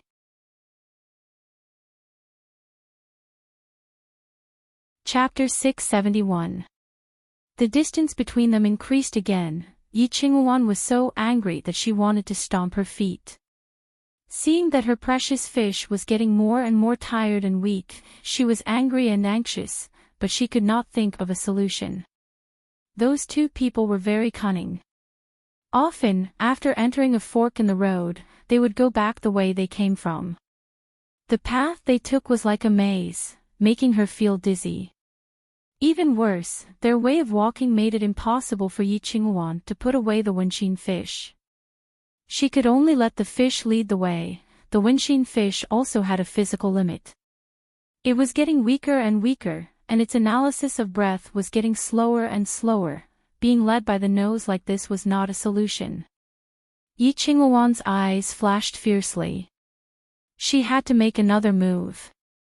Today, if she did not catch the mermaid and the cat and tear them into pieces, her name Yi Qinghuan would be written upside down. She immediately contacted the disciples outside and asked them to bring the treasure of the sect, the Tianji network. This kind of running consumed a lot of energy. Yi Feng also used up a lot of energy. His dark blue scales were slightly white, which was a sign that he was about to reach his limit. But fortunately, he could sense that Yi Qinghuan was getting further and further away from him. Ning Xuema's maze was obviously making the woman suffer. Yi Feng was so tired that the tip of his tail was numb, but he still gritted his teeth and persisted. He was a member of the water clan, so he naturally knew the characteristics of the Wenqin fish. He knew that chasing the Wenqin fish like this would be tiring. At this speed, if he persisted for another 2 hours, the Wenqin fish would most likely be completely destroyed. Only when the Wenqin fish was truly destroyed, Yi Qinghuan would have lost her tracking eyes. He had to carry Ning Xuema and run forward. Only then could he truly shake her off and escape with his life. He looked down at Ning Xuema in his arms, and a touch of admiration flashed through his eyes. Ning Xuema was the one who came up with these ideas during the escape. All of these methods were absolutely effective. She was just a teenage girl, but she was actually more experienced than him, a merman who had been through a lot. Those tricks were too much for him to take in. This girl was definitely different. Even the old foxes in Jianghu did not have as many ideas as her. Was she really the rumored young miss of the Marquis' estate who never left her home? It was impossible for someone who had not experienced too many life and death situations to have such precise judgment and battle experience. Because the distance between them had increased again, Yi Feng was finally able to calm down a little and slow down a little. "Miss Ning, do you have another identity?" Yi Feng asked. Ning Xuema was calculating the general distance between her and Yi Qinghuan and the consumption speed of the Wenqin fish. Hearing his question, she answered absent-mindedly. "You. Have you ever been a scout, assassin, or secret guard?" If she had done any of these, she would definitely be one of the best. Yi Feng wasn't simple. He actually saw through her true identity. Although Ning Xuema and Yi Feng had not known each other for a long time, she already knew his temperament and knew that he was a chivalrous person. This kind of person was a good friend to have. Ning Xuema did not want to hide anything from him, so she told him about her previous life's identity. Of course, because of time constraints, she was very brief. Even so, it was enough to shock Yi Feng. So she had reincarnated in someone else's body. He was very knowledgeable and naturally knew what reincarnating in someone else's body was.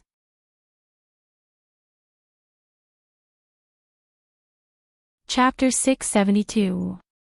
In fact, it was not easy to succeed in reincarnation. Every body corresponded to a soul, and the body was like a container for the soul. Only one's own body was the most suitable one. When borrowing someone else's body, the body and soul were mostly incompatible. It was actually very risky for the soul to reincarnate. If it failed, the soul would scatter. Even if one could successfully reincarnate, the soul would feel very uncomfortable in the borrowed body, and it would not be easy to command the body. Often, its movements would be stiff, like a jumping zombie. There were also very few souls that had strong adaptability and could command the body as they wished. But after all, compared to their original body, their lifespan would be greatly shortened. This was also the main reason why the souls that Yi Qinghuan made for this cat could age so quickly. Although Yi Qinghuan had used a spell on the cat to allow all kinds of souls to enter and adapt to it, Yi Qinghuan was still unable to do so. But it was very harmful to those souls. Often, the soul of a young girl would become the soul of a 70 or 80-year-old woman after 10 years or so. The power of the soul would be almost completely absorbed by this cat's body. Yi Feng had seen Ning Xuema's original appearance before, and her movements were not ordinary, and she did not have the slightest sluggishness of a reincarnated soul. If Ning Xuema did not say it herself, Yi Feng might not be able to guess it even if he guessed for 1,000 years. Reincarnation was an extremely confidential matter, and even one's own relatives might not know about it. He did not expect Ning Xuema to say it to him without hesitation. Yi Feng was surprised, but he was also touched. He was touched by her trust in him. He was touched by her unreserved trust in him. A gentleman would die for his bosom friend. Although he did not show anything on the surface, he had already made up his mind. Even if he had to risk his life, he would protect Ning Xuemo thoroughly. Originally, when he heard that Yan Ziyuan was going to get married in half a month, he was in despair and felt that there was nothing left to live for.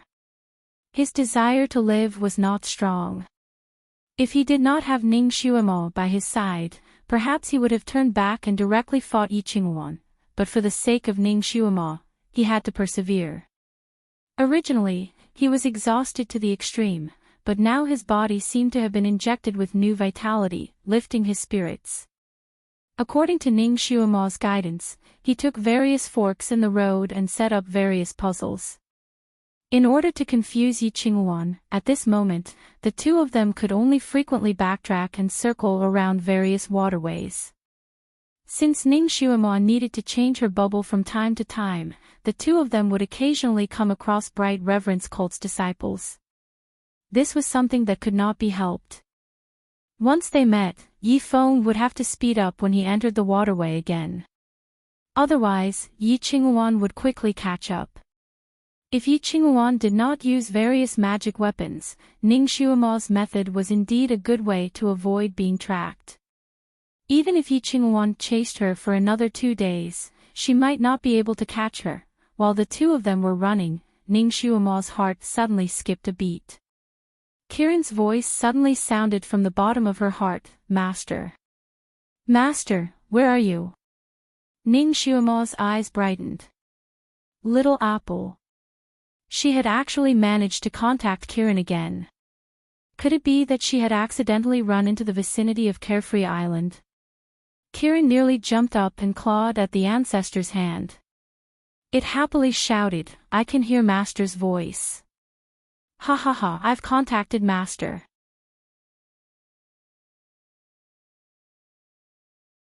Chapter 673.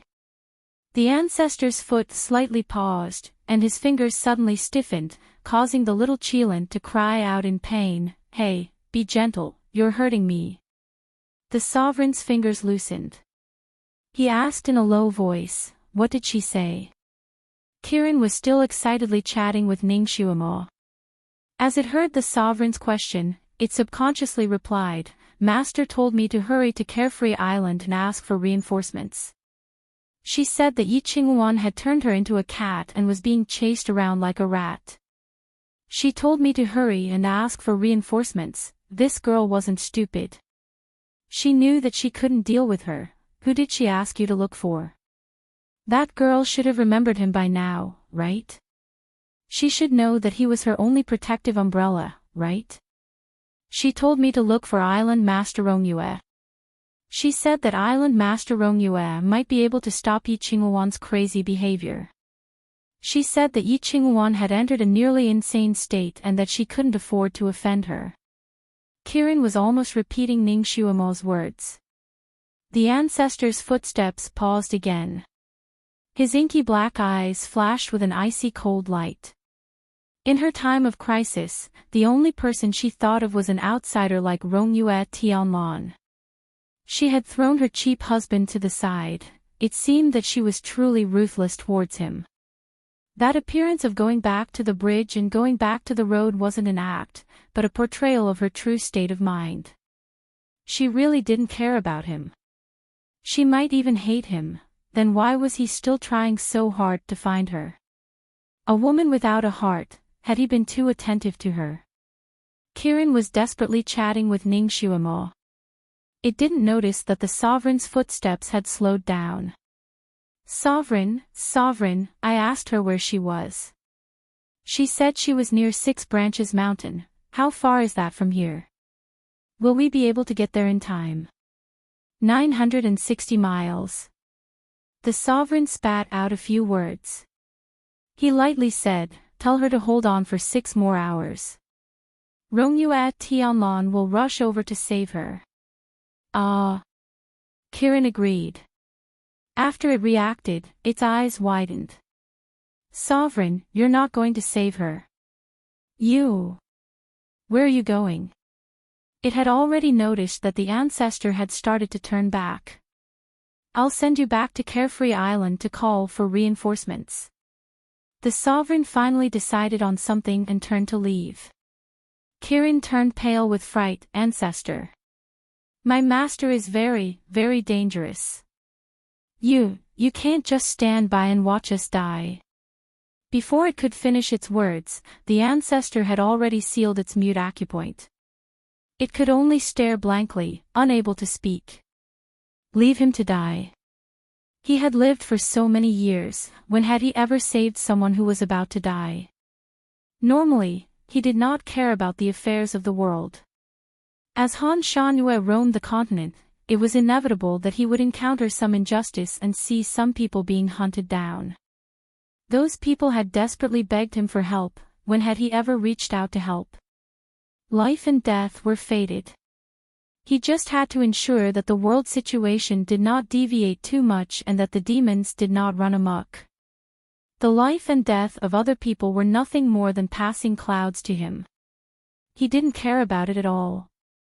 It was the first time in thousands of years that he had repeatedly broken his vows for a woman. He had already done all he could for this woman and had a clear conscience. Since she didn't care about him, then let her be. Moreover, she might not necessarily die. Although Yi Qingwan was extreme in her actions, she had a bottom line. She would not harm others' lives in vain. Besides, she was very fond of that cat, so she wouldn't really do anything to that girl. At most, she would be locked up for a while and let her suffer a little.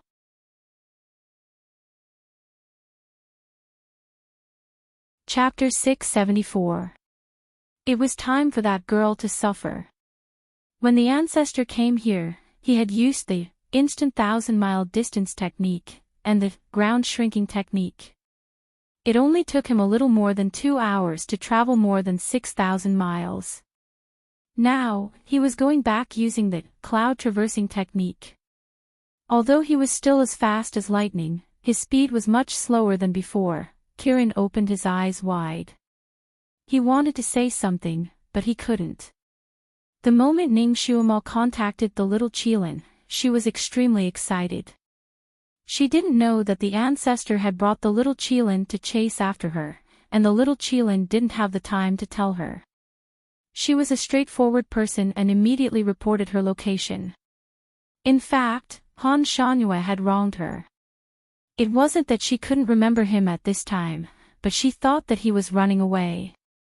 She thought that only Rongyue Tianlan was with Kirin, so she immediately told Kirin to ask Rongyue Tianlan to come and save her. She didn't know that her inadvertent wrong order cut off the rescue team, and she had to pay the price.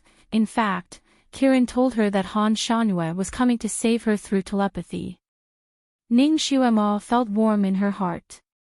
She was about to ask Kirin where they were now and how long it would take for them to arrive, but her communication with Kirin was suddenly cut off again. She was shocked again and tried to contact him again, but there was no reply. She didn't know that Han Shangyue was very fast.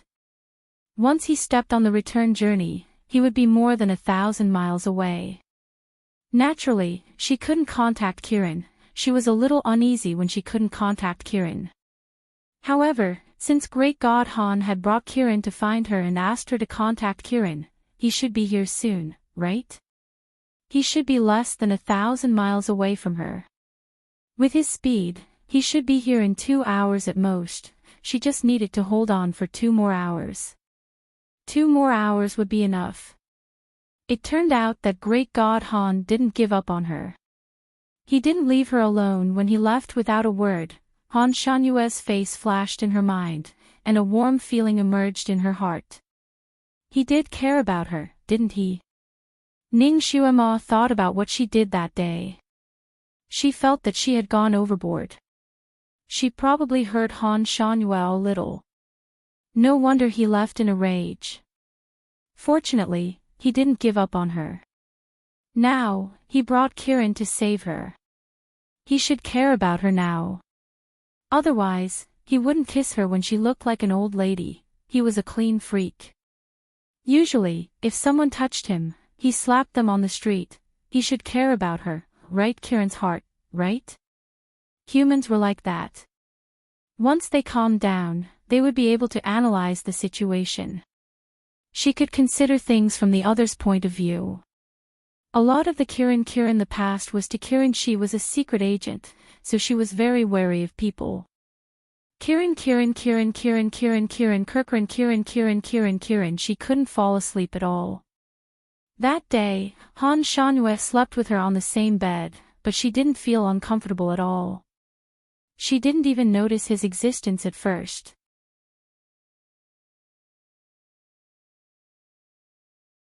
Chapter 675.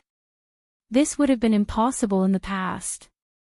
Usually, Ning Xuema would have noticed it even if there was an extra button on her bed, not to mention having another person on it. However, she didn't feel anything when Han Shangyue was by her side. Of course, this was because the Almighty was regulating his breathing well, but it was also because she had subconsciously let down her guard against him. Perhaps she didn't realize it herself, but her body had already gotten used to his presence. She felt at ease when she was by his side. Ning Xuema recalled the kiss and the words he said after the kiss. At that time, he had a faint smile on his lips and said that she liked him. He said it with such certainty that she had subconsciously denied it in her panic. People who worked as secret agents were all suspicious and wouldn't easily express their true feelings. Especially when it came to feelings, love would make people blind. Once they fell in love, they would easily lose their ability to judge. For a qualified secret agent, falling in love was a big taboo. As a secret agent, they could flirt with handsome guys, call them brothers, and even have one-night stands. They could play around in the world of mortals. However, they were afraid of stepping into the trap of love. This was also the main reason why Ning Xuema had always misinterpreted Han Shanyue's feelings. Because subconsciously, she was repulsed and didn't dare to touch it. Moreover, Han Shanyue gave her the status of a concubine. If she didn't fall in love with him, she could ignore this status and even be his shield. However, once she fell in love, she would instinctively feel repulsed by this status. She would also feel that Han Shanyue didn't care about her at all. It was because of this mentality that she had repeatedly rejected Han Shanyue's love. She only used the status of a concubine to stab him and deal with him. Because of love, there was worry. Because of love, there was fear. It was because of love that she cared, felt conflicted, and subconsciously avoided it. Ning Xuema had also sorted out her thoughts for the past 2 days. She analyzed what had happened and how she felt. After calming down, she finally understood one thing. She really did care about him, and she really did like him. She didn't even know when she had fallen for him. After figuring it out, Ning Xuema once mocked herself in her heart. She thought she was smart, but she couldn't really understand her own feelings. She could see other people's moods and analyze other people's feelings, but when it came to herself, she couldn't see clearly. She even decided that once she returned to Carefree Island and returned to her own body, she would look for Han Shanyue and have a good chat with him. She would ask him just what he thought of her. She told him that she minded her identity as a concubine very much and that she minded not telling him her real name. If they loved each other, they should have the most basic trust and respect. Before she could contact Kirin, Ning Xuema already had this idea. After she contacted Kirin and heard that Han Shanyue was coming, the little bit of grudge she had against him disappeared. In that split second, it was as if she had been injected with stimulants. Her cat eyes started to sparkle. More than 2 hours. More than 2 hours. In just a little more than 2 hours, she would be able to escape from this sea of suffering. She would be able to see him again. An hour passed. Another hour passed. Yi Feng was running until he was almost crippled. As for the reinforcements that Ning Xuema had been waiting for, they still hadn't arrived. She hadn't even been able to contact Kirin.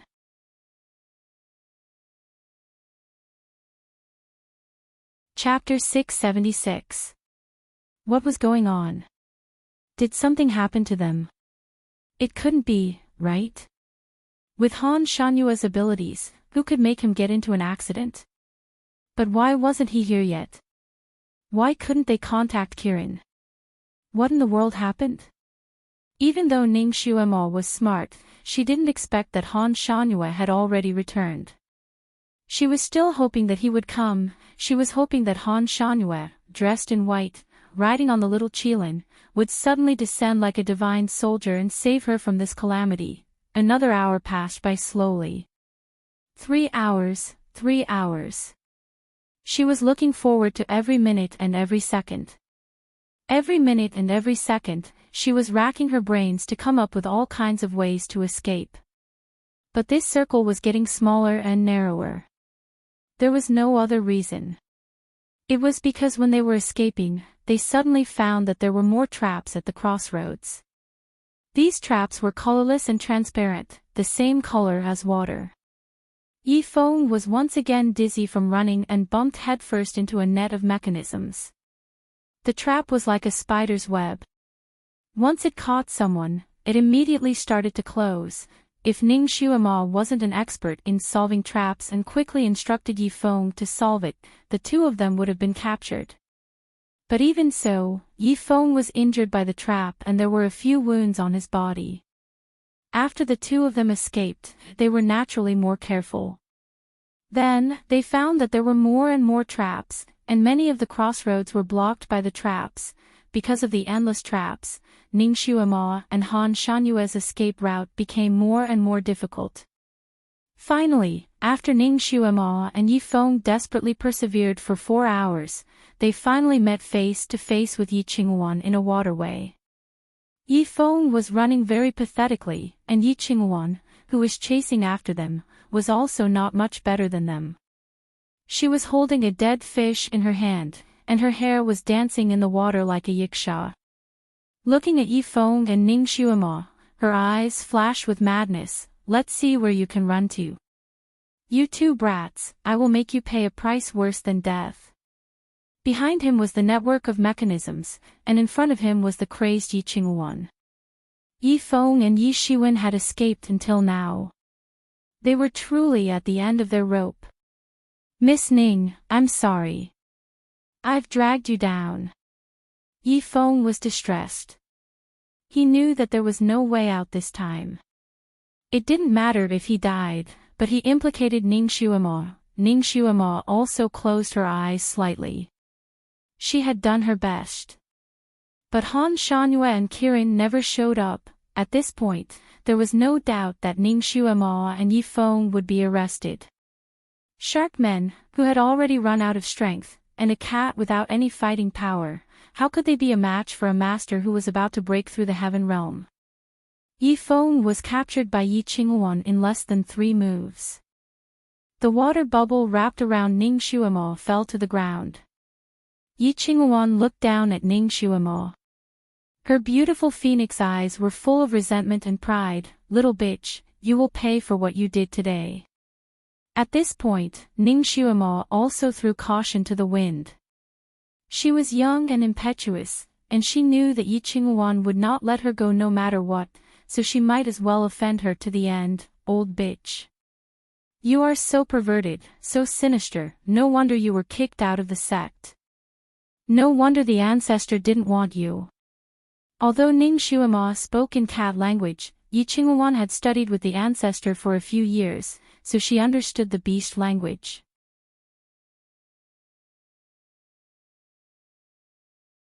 Chapter 677. Ning Xuemo's words directly stepped on Yi Qingwan's sore spot. She was so angry that the fire in her heart soared 10 feet high. She waved her hand and broke the bubble that Ning Xuemo was relying on to survive. Ning Xuemo fell directly into the water. Yi Qingwan coldly smiled. Little slut, don't you like to run for your life in this water? Then stay here. She knocked out Yi Feng and then crossed her arms as she looked at Ning Xuemo. She wanted to drown her alive. This cat's body was unable to breathe in the water. Although she knew it was futile, Ning Xuemo was the type of person who wouldn't give up until she reached the Yellow River. Even if she reached the Yellow River, she wouldn't give up. Until the last moment of her life, she would never admit defeat. She would never accept her fate. Yi Qinghuan's lips curved up. She moved to the side, allowing Ning Xuemo to pass by her. This was an underground water vein. It was at least 7 or 8 miles away from the surface.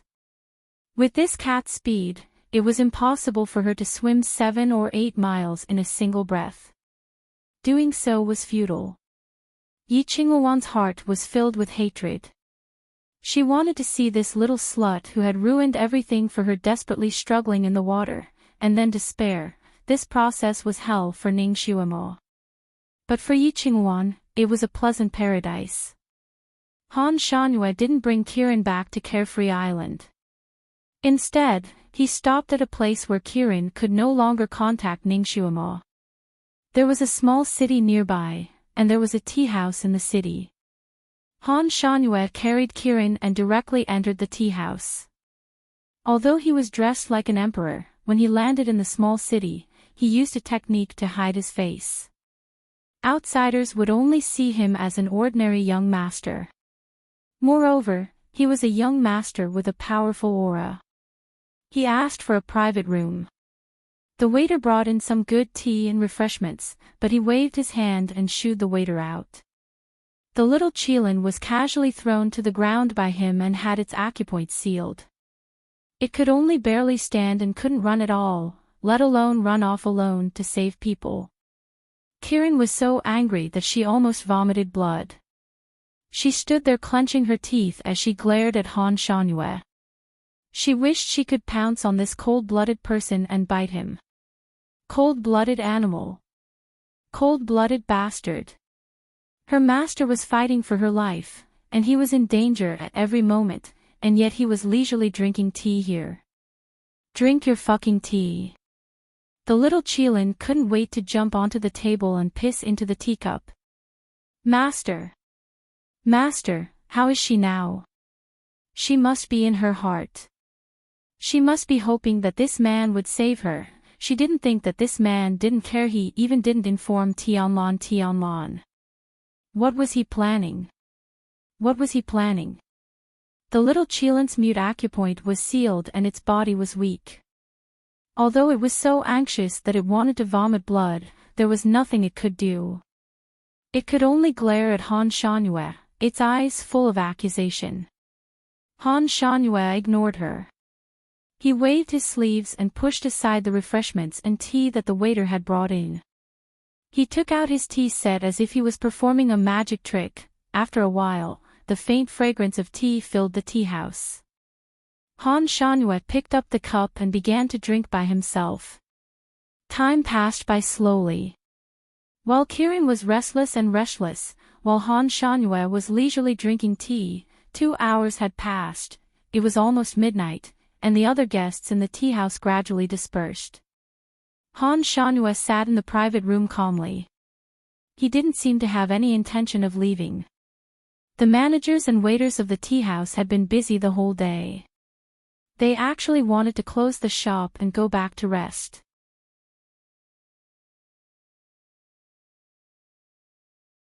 Chapter 678. The shopkeepers and waiters wanted to hug their wives and children and enjoy life on a hot bed. But if this guest didn't leave, they couldn't close the door. The waiter came up to give him a hint. But this guest seemed to be in a daze and didn't respond to his hint. This guest's aura was too strong, so he didn't dare to chase him away. He could only ask the shopkeeper to come up. The shopkeeper braced himself and expressed that he wanted to close the door. The guest finally came back to his senses and glanced at him. This glance made the shopkeeper's heart go cold and he shivered. He didn't dare to say anything else. Fortunately, the guest was more understanding. He casually threw over 10 taels of gold as payment for the tea. Finally, the shopkeeper's eyes lit up and he tactfully shut his mouth. With the gold in his pocket, he respectfully said a few words of courtesy to the guest before he happily went back down. The town was very small, so the tea house was naturally very small. Usually, business was bleak. Even if they operated for a day, they might not be able to earn 2 taels of silver. But now, they had earned 10 taels of gold. In this era, 1 tael of gold could be exchanged for 50 taels of silver. 10 taels of gold was equivalent to 500 taels of silver. The shopkeeper was rich. He didn't want to close the door. It was worth it to accompany this guest for an entire night. Moreover, this guest wasn't a busybody. He didn't ask for refreshments, nor did he ask for more tea. He didn't even let anyone serve him. This gold was too worth it. The shopkeeper and the waiters left. The room returned to its original tranquility. Another hour passed. Kirin couldn't bear it anymore. He pounced over and scratched the corner of Han Shanyue's robe with his claws. Han Shanyue seemed to be in a daze and didn't notice Kirin's claws. The little Qilin was trying to kill him. In just a moment, it had already scratched a hole in the corner of his robe. Usually, when he touched him with his claws, he would kick him 3 feet away. What was wrong with him this time? Kirin didn't understand and raised his head. He saw Han Shanyue twirling a white glazed teacup in his hand and gazing out the window. He didn't know what he was thinking. Kirin stared at the teacup in his hand and widened his eyes in shock. The white glazed teacups were the tea set that the tea house had just sent over. Even the tea inside was poured from an ordinary teapot next to it. The tea was no longer steaming, but the ancestor leaned closer to his lips and absent-mindedly took a sip. Han Shanyue, who was so obsessed with cleanliness that it bordered on perverted, actually casually drank other people's tea. If it was any other time, Kirin would have cried out in surprise. But at this time, it was worried about its master and did not have the time to care about Han Shanyue's abnormality. Just as it was about to pull at him a few more times, Han Shanyue suddenly looked down and brushed his sleeves. Kirin's throat felt warm, and he was able to speak again. Once he opened his mouth, he spat out a string of words, "You're a pervert. You watched as my master was in danger, yet you stood by and did nothing. You even said that you were her husband. Is this how you act as a husband? She has never treated me as her husband." Han Shanyue's voice was cold. If he guessed correctly, Ning Xuema was only using him as a shield that was dispensable. He had always been the one chasing after her, so this time, he wanted to teach her a lesson. Kirin's heart was still young and didn't understand the love between men and women. Of course, he didn't understand the psychology of sex. He only cared about the most important thing. Didn't you say that you wanted to inform Island Master Rongyue? Then hurry up and inform her.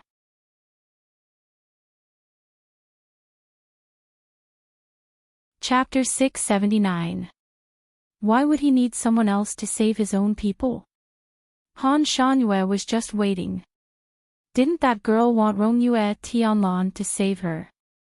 With Rongyue Tianlan's speed, it would take her 6 hours to get here from Kirin after receiving Ning Xuema's call for help. Therefore, Han Shanyue decided to wait 6 hours before going to save her. He would let her be frightened for 6 more hours to learn her lesson. He had been living a peaceful life all these years and had never felt that time was so difficult. He had been sitting in this tea house for almost 4 hours, and this was the first time he experienced what it felt like to live a day like a year. He had always been calm when doing things, but this time, he couldn't keep his cool. He seemed to be leisurely, but he was counting the hourglass in his heart. Kirin was angered by Han Shanyue's last sentence. It had now regained its freedom and glared at him for a moment before scolding, "You cold-blooded pervert." With a leap, he jumped down from the window.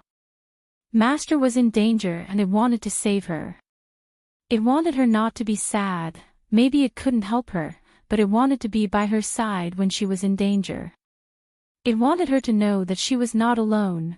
It had already remembered the location of Ning Xuema, so after jumping out of the tea house, it ran in that direction. "Master, you have to hold on. Little Apple is coming." After running for less than 100 miles, it suddenly stopped and felt dizzy, falling to the ground with a plop. It was so uncomfortable. It was so uncomfortable. It felt like 10,000 bees had drilled into its head, and it was so painful that it felt like it was going to explode. There was a suffocating feeling in its chest and it felt like it couldn't breathe. It was the first time Kieran had experienced this feeling, and it was so uncomfortable that it rolled on the ground. What's wrong? Kieran's body became light and it fell into a person's palm. Kieran scratched its throat with its claws. Its originally blue face was purple and swollen, and its eyes were slightly bulging. It looked like it was holding its breath and choking on water. It forced out 2 words, uncomfortable. It was so uncomfortable that its eyes were a little blurry. It could barely see who was holding it, only a blurry white shadow. Needless to say, this person was Di-Zun and also Han Shanyue. He originally wanted to stay in the tea house for another 2 hours, but since Kieran couldn't take it and left, then he should leave too. Forget it. He would save her 2 hours earlier and it wouldn't be too late to settle the score after saving her. This was his plan, but he didn't expect that the little Qilin would suddenly roll on the ground as if it was suffering from epilepsy. Seeing Kieran's uncomfortable expression, his heart suddenly sank. Ning Xuema. Ning Xuema's soul was connected to Kieran's body. Once her soul was really injured, soul was to die, body. It's to die's / if half of the pain was enough to make the little Qilin wish he was dead, then what kind of torment was Ning Xuema, the main body? Did Yi Qinghuan really hurt her? Di-Zun didn't care about anything else. He picked up Kieran, and once again used the 1,000 miles in a flash, and the earth-shrinking technique, to rush in the direction of Ning Xuema. His palms continued to transfer psychokinesis into Kieran's body. Finally, Kieran recovered. Sense where she is. He had to find her as soon as possible. They couldn't afford to waste even a single second.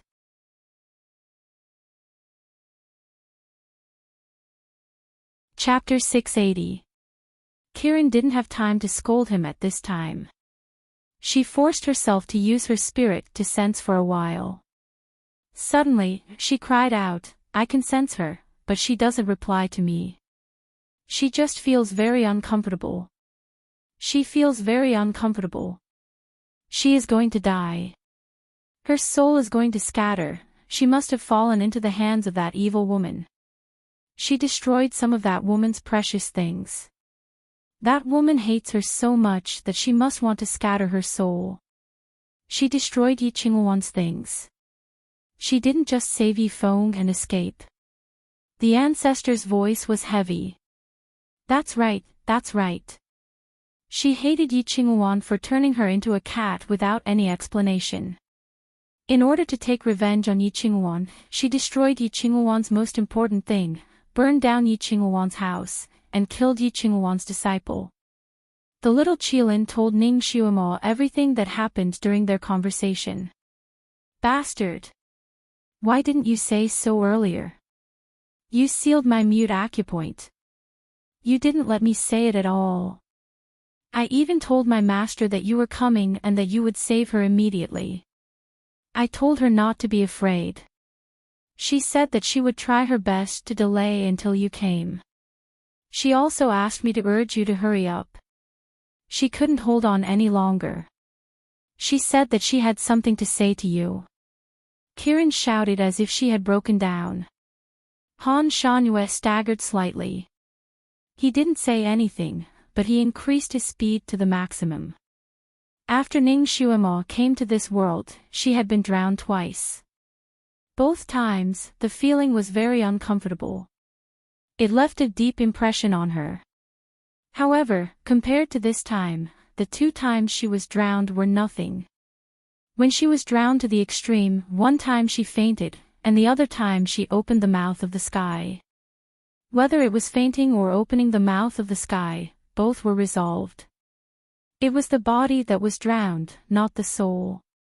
At that time, she didn't feel that her soul was injured.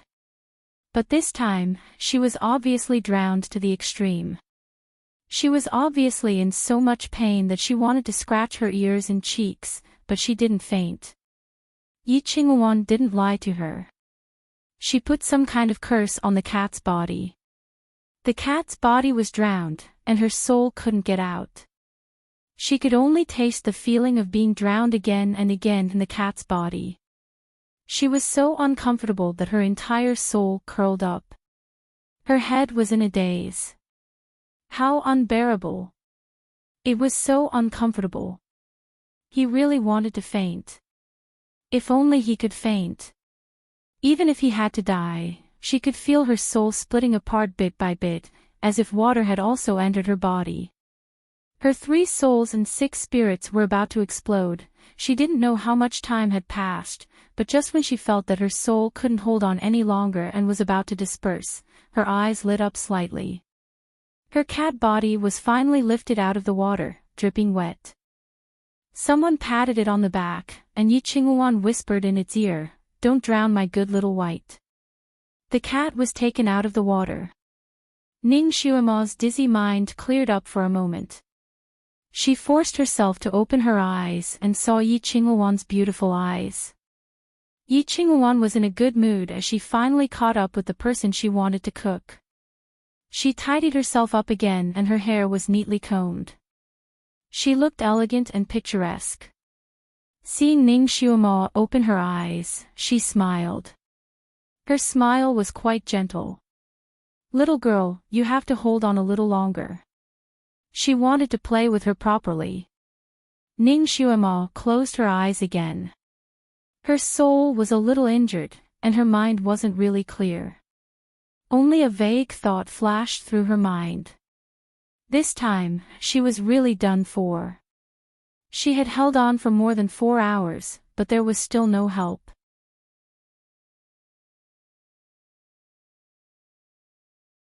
Chapter 681. Sure enough, it was better to rely on oneself than on others. It was better to rely on oneself than on others, because Yi Feng and the others had been running in circles to avoid Yi Qinghuan's pursuit. The place where they were caught was not far from the Bright Reverence cult's headquarters. Yi Qinghuan rode on the Qinghuan heavenly bird, carried the dying cat, and carried Yi Feng. In less than an hour, they returned to her old territory.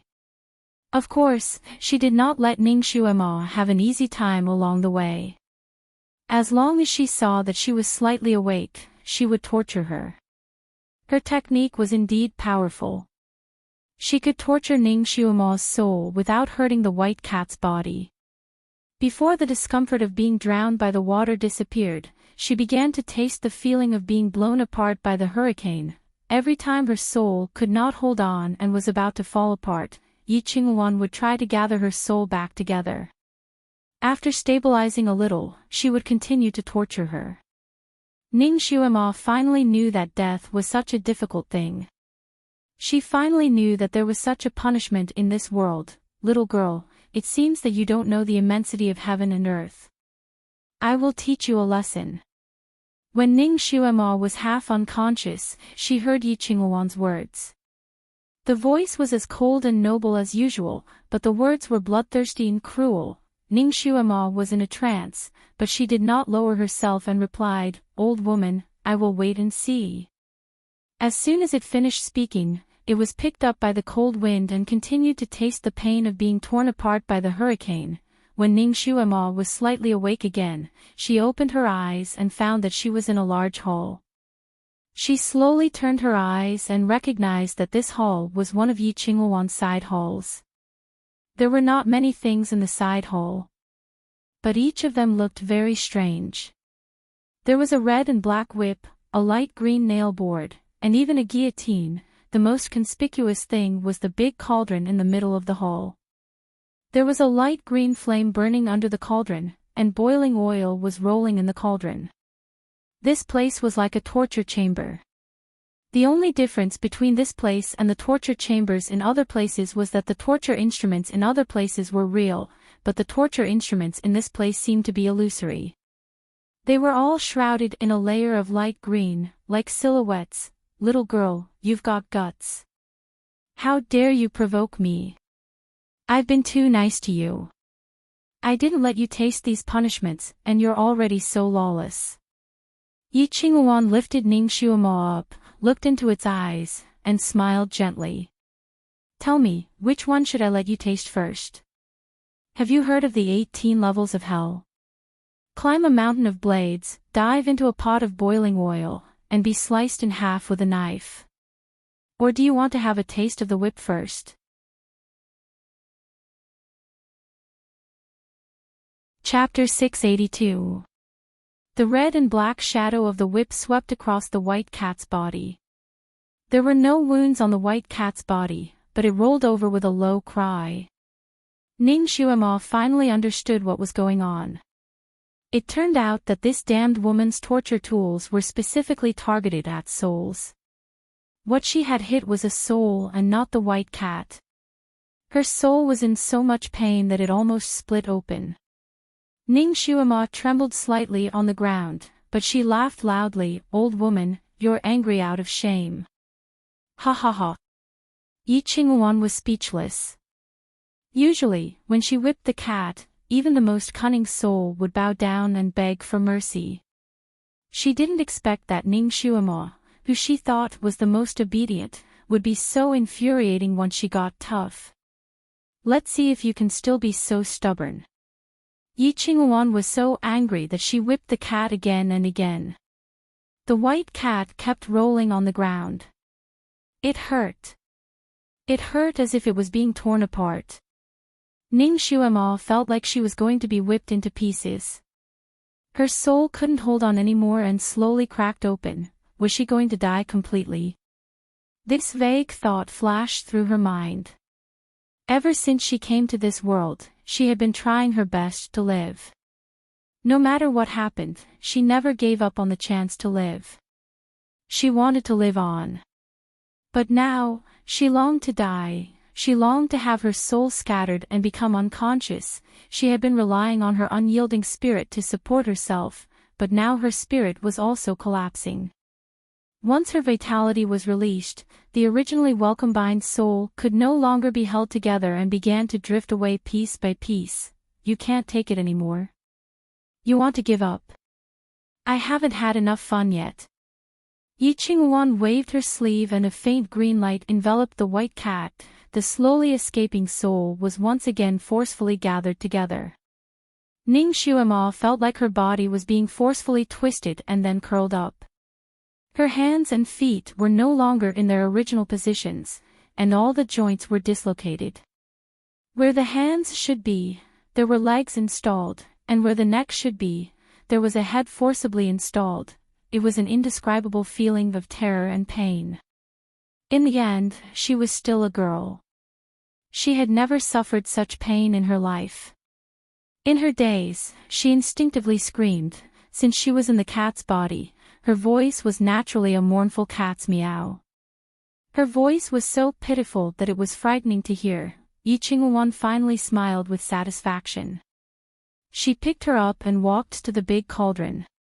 You will look better if you are fried in the oil. Don't worry, the oil inside is from the underworld. It will only fry your soul. It won't hurt my precious cat. Throwing a soul into a pot of boiling oil was the worst punishment for a soul. She believed that after this audacious little girl was fried in a pot of oil, her soul would fly away and be annihilated. He had chased her for half a day and was exhausted. He had to ask his disciples to find a fresh soul to replace Ning Xuemo and live in the cat's body, then she could go and rest after dealing with Ning Xuemo. Her painstaking collection over the years flashed in front of her eyes. She clenched her fists with hatred. She was about to throw Ning Xuemo into the oil cauldron when the door was pushed open with a bang. A disciple rushed in and said, Master, Di-Zun. Di-Zun is here, WH. What? Yi Qinghuan's heart felt like it was hit by a big hammer. The white cat in her hand fell to the ground. Her master was here. Her master was here. How? How could it be?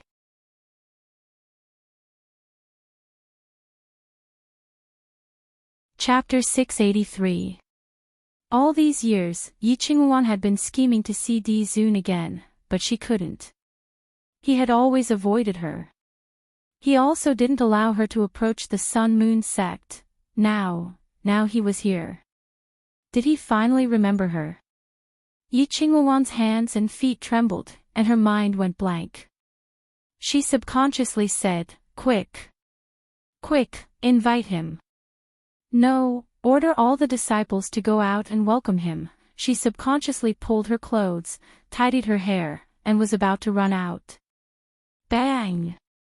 With a loud sound, the half-closed door suddenly broke into pieces and flew out. Yi Qinghuan was so shocked that she trembled. She hurriedly raised her head, and then stood there as if struck by lightning. A figure in white appeared at the door of the hall. His white robe was like winding clouds, and his hair was like the purest ink.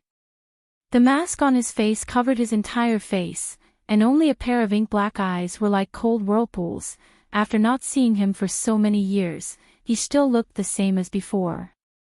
It was the face she yearned for day and night. "Master." Yi Qinghuan didn't expect to see him again. She staggered 2 steps forward and crawled at his feet just like before. She thought that Di Zun would wave his sleeves and ask her to stand up after she finished the greeting as a disciple, just like before. She didn't expect that he would wave his sleeves, but he didn't ask her to stand up. Yi Qinghuan hadn't even touched the corner of Di Zun's clothes when her body suddenly swayed and was thrown out like a broken bag. With a bang, she hit the pillar. Yi Qinghuan was hit so hard that she saw stars flying in front of her eyes. Her heart was so shocked that it almost split open. "Master!" she called out in a trembling voice. Her hair was messed up, and her clothes were messy. She got up dizzily and couldn't help but look at Di Zun. Then, she was stunned. Di Zun actually picked up the cat. His fingers gently stroked the cat's head, and his fingertips trembled slightly. He was too late. Ning Xuema had already been tortured, and her soul was trembling violently in the cat's body. He picked her up, but she didn't seem to feel anything. "Master, Master, do you still remember Xiao Bai? It's the cat that Master asked Disciple to adopt back then. Disciple has always kept it alive and well, just so that Master can see it again one day." Yi Qinghuan knelt down at the side again, her lips trembling with excitement. "Shut up." The ancestor finally opened his mouth. His voice was as cold as the wind of the 12th lunar month. His gaze finally fell on her. "Yi Qinghuan, I am no longer your master." Yi Qinghuan's body trembled. Her lips squirmed, but she did not dare to say anything else. "Master!" Kirin rushed into the hall and ran straight to the ancestor's feet. He looked at the white cat in the ancestor's arms. "Master! Master!" Yi Qinghuan's eyes widened. "Qilin beast. This Kirin must be summoning that bitch." On this continent, there was only one person who had subdued a Qilin beast, that trash, Ning Xuema. She was well informed. In fact, she had long heard of Ning Xuema's reputation, but she didn't take this little girl seriously. After hearing about Ning Xuema, she was not interested in this person. Instead, she was very interested in Kirin, who was by her side. However, she had not found the time to visit her yet. Who would have thought, the soul that she had accidentally captured was actually that useless girl. That ancestor. Ancestor came for her. No, it couldn't be, right? How could that bitch be favored by Ancestor? Or maybe Ancestor also took a fancy to the Qilin beast, so he paid a little attention to that girl. In that instant, many questions flashed through her mind.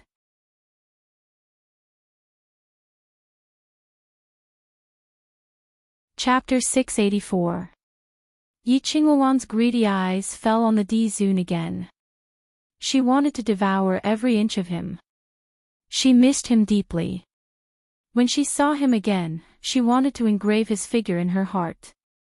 She saw Kirin desperately pulling at the D-Zoon's robe with its 2 claws and couldn't help but be furious. The D-Zoon wouldn't allow anyone or any beast to approach and violate him.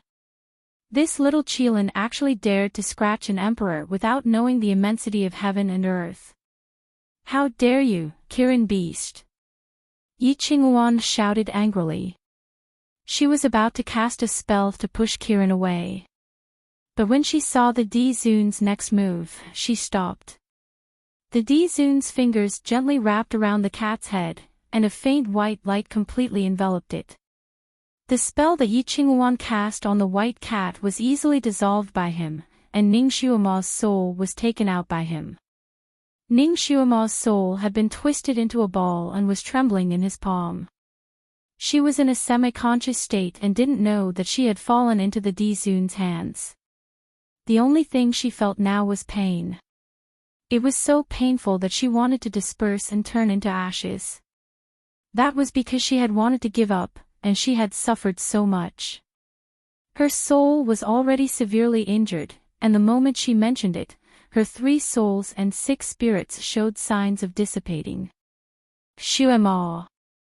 The D-Zoon's voice was tight. He waved his fingers and waves of green light completely enveloped her soul. He nourished her with his psychic power. "Xuema, don't give up."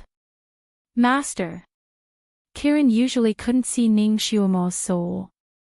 It could only see it when it turned on its tearful mode. Kirin didn't cry easily, but it had just experienced almost the same pain as Ning Xuema. It was in so much pain that it had tears in its eyes.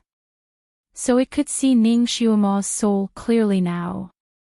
At this moment, when it saw that she was almost deformed, it cried out, "Master!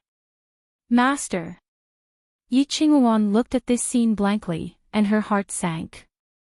She had never seen the D-Zoon treat someone so gently.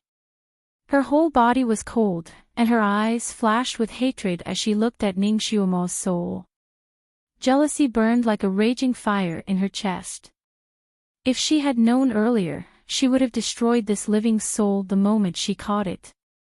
Her master was hers. There should only be one woman by her master's side. The ancestor was standing right there.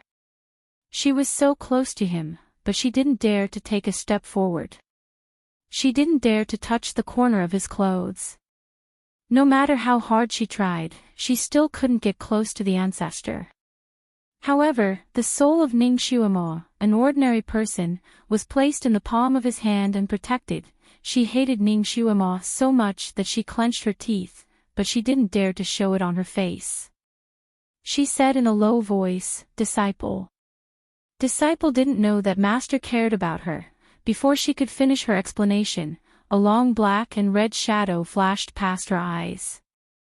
With a smack, it brushed past her mouth. "Ah!"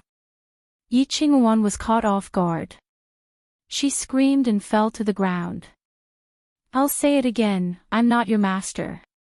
"Yi Qinghuan, how many times have you whipped her?" The ancestor's voice was like a storm. His hand was holding the punishment whip that specialized in beating souls. Yi Qinghuan didn't know how many people she had whipped with this whip, but she never thought that one day this whip would fall on her body. The ancestor's lightning whip almost split her soul in half. She was in so much pain that she rolled on the ground, unable to say a word. The ancestor's eyes fell on Ning Xuema's soul. There were several whip marks on it, and each of them hurt her soul root.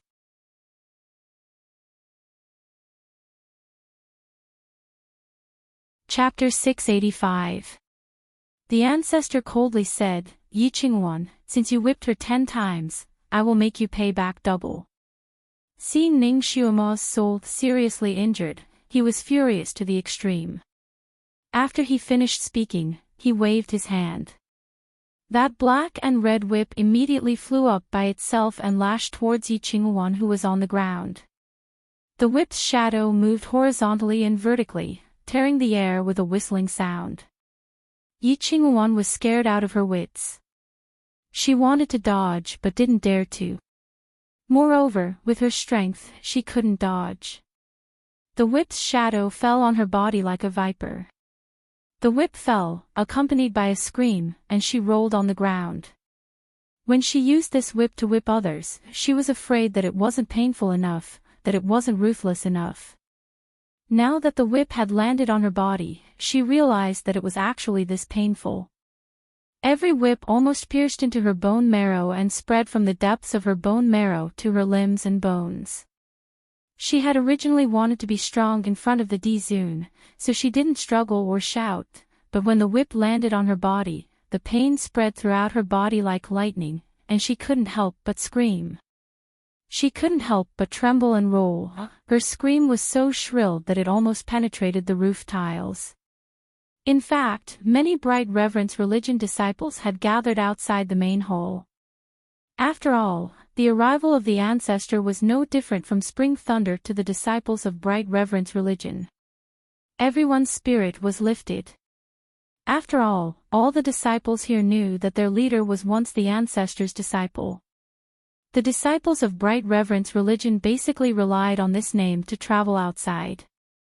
A large part of the reason why many people joined Bright Reverence Religion was because of this relationship. The Sun Moon sect's disciple selection was very strict. With their aptitude, they couldn't enter.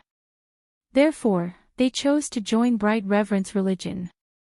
This made them feel as if they were also disciples of the Sun Moon sect, just a side branch.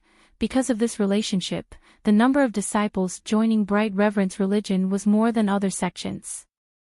This was also the reason why Bright Reverence Religion was able to grow so strong over the years. These disciples naturally longed for the ancestor and revered him as if he was a god. However, after joining Bright Reverence Religion for so many years, they hadn't seen the ancestor even once. Now, they heard that the ancestor had personally come. This news spread like lightning in Bright Reverence Religion. Many disciples heard the news and came. They all gathered outside the main hall, waiting for the ancestor to come out and greet him. Naturally, after they arrived, they heard some disciples whispering that the venerable ancestor didn't seem to have good intentions. He suddenly appeared. After he arrived, he didn't even wait for the disciples' report and directly barged into the mountain gate to look for Yi Qinghuan. The Bright Reverence cult's disciples were curious and bewildered, but there was also fear and excitement as they waited outside. He didn't have the guts to go in and take a look, but he couldn't bear to leave. Not long after the venerable sovereign went in, Yi Qinghuan's blood-curdling screams could be heard from the main hall. The disciples present were all frightened and looked at each other in dismay. It seemed like the ancestor wasn't as tolerant and affectionate towards their cult master as the cult master had boasted. This was especially true for some of the female disciples. When they heard their master's screams in the main hall, they were frightened and felt as if their idol had collapsed. Girls were romantic. Before they entered Bright Reverence Religion, they had vaguely heard about the matter between Yi Qinghuan and the ancestor. Yi Qinghuan was very good at dealing with people. She also knew how to make people misunderstand her without being exposed. She was very secretive about the matter between her and her master. However, she would intentionally or unintentionally reveal some things that the ancestor had given her. She would also say some specious words.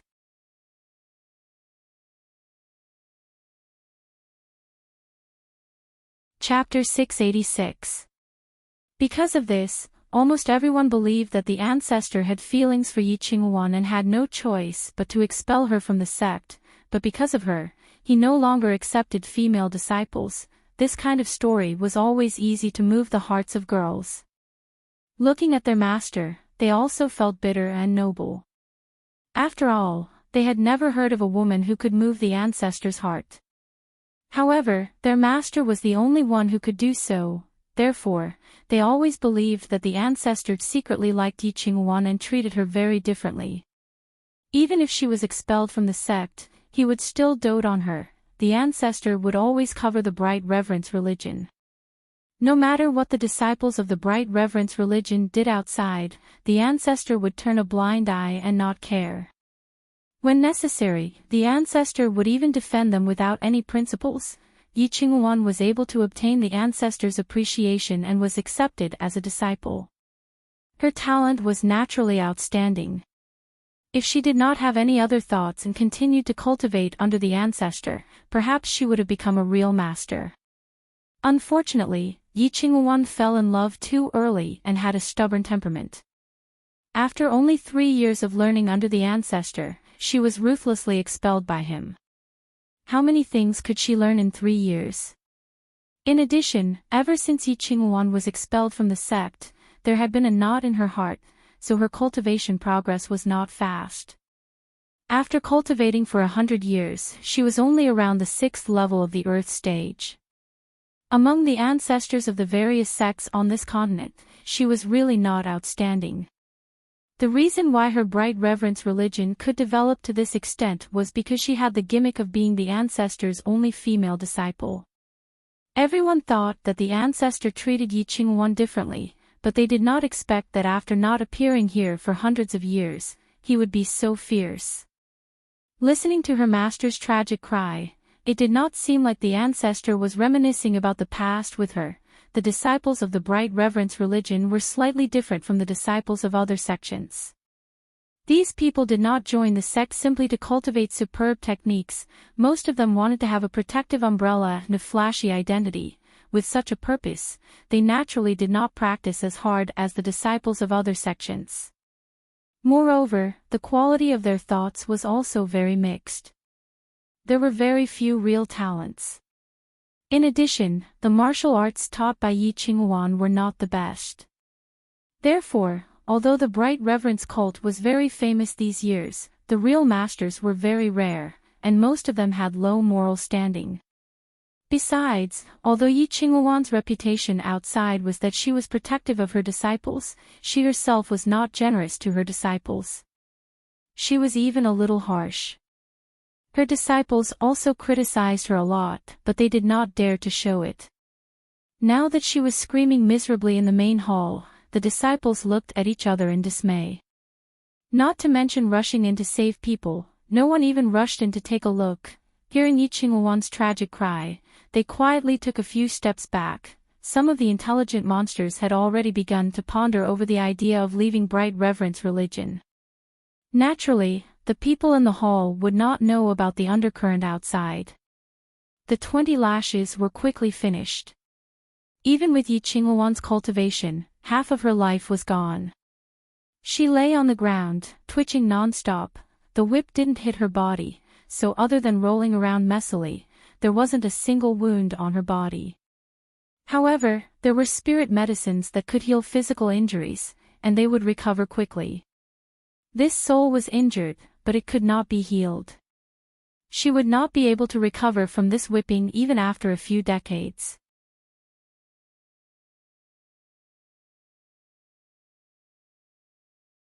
Chapter 687. Yi Qinghuan's voice had already become hoarse from all the shouting. At this moment, she was lying on the ground, gasping for breath. The hall was so quiet that only the sound of her heavy breathing could be heard.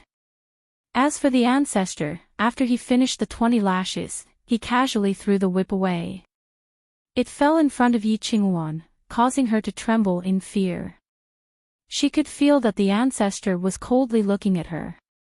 His body was filled with murderous intent. That powerful murderous intent made Kiran, who was beside him, shudder. She did not dare to cry again. Yi Qinghuan naturally also felt that kind of aura. She had stayed by his side for 3 years, but she had never seen him so angry. This made her inexplicably think of a rumor: the ancestor was not easily angry. Once he was angry, he would be like thunder. It was possible that blood would flow like a river. She panicked. Ancestor, ancestor. Blood flowed from the corner of her mouth. She did not dare to call him master again. Ignoring the tearing pain all over her body, her eyes widened. Trembling, she reached out her hand to the ancestor. This disciple did not do it on purpose.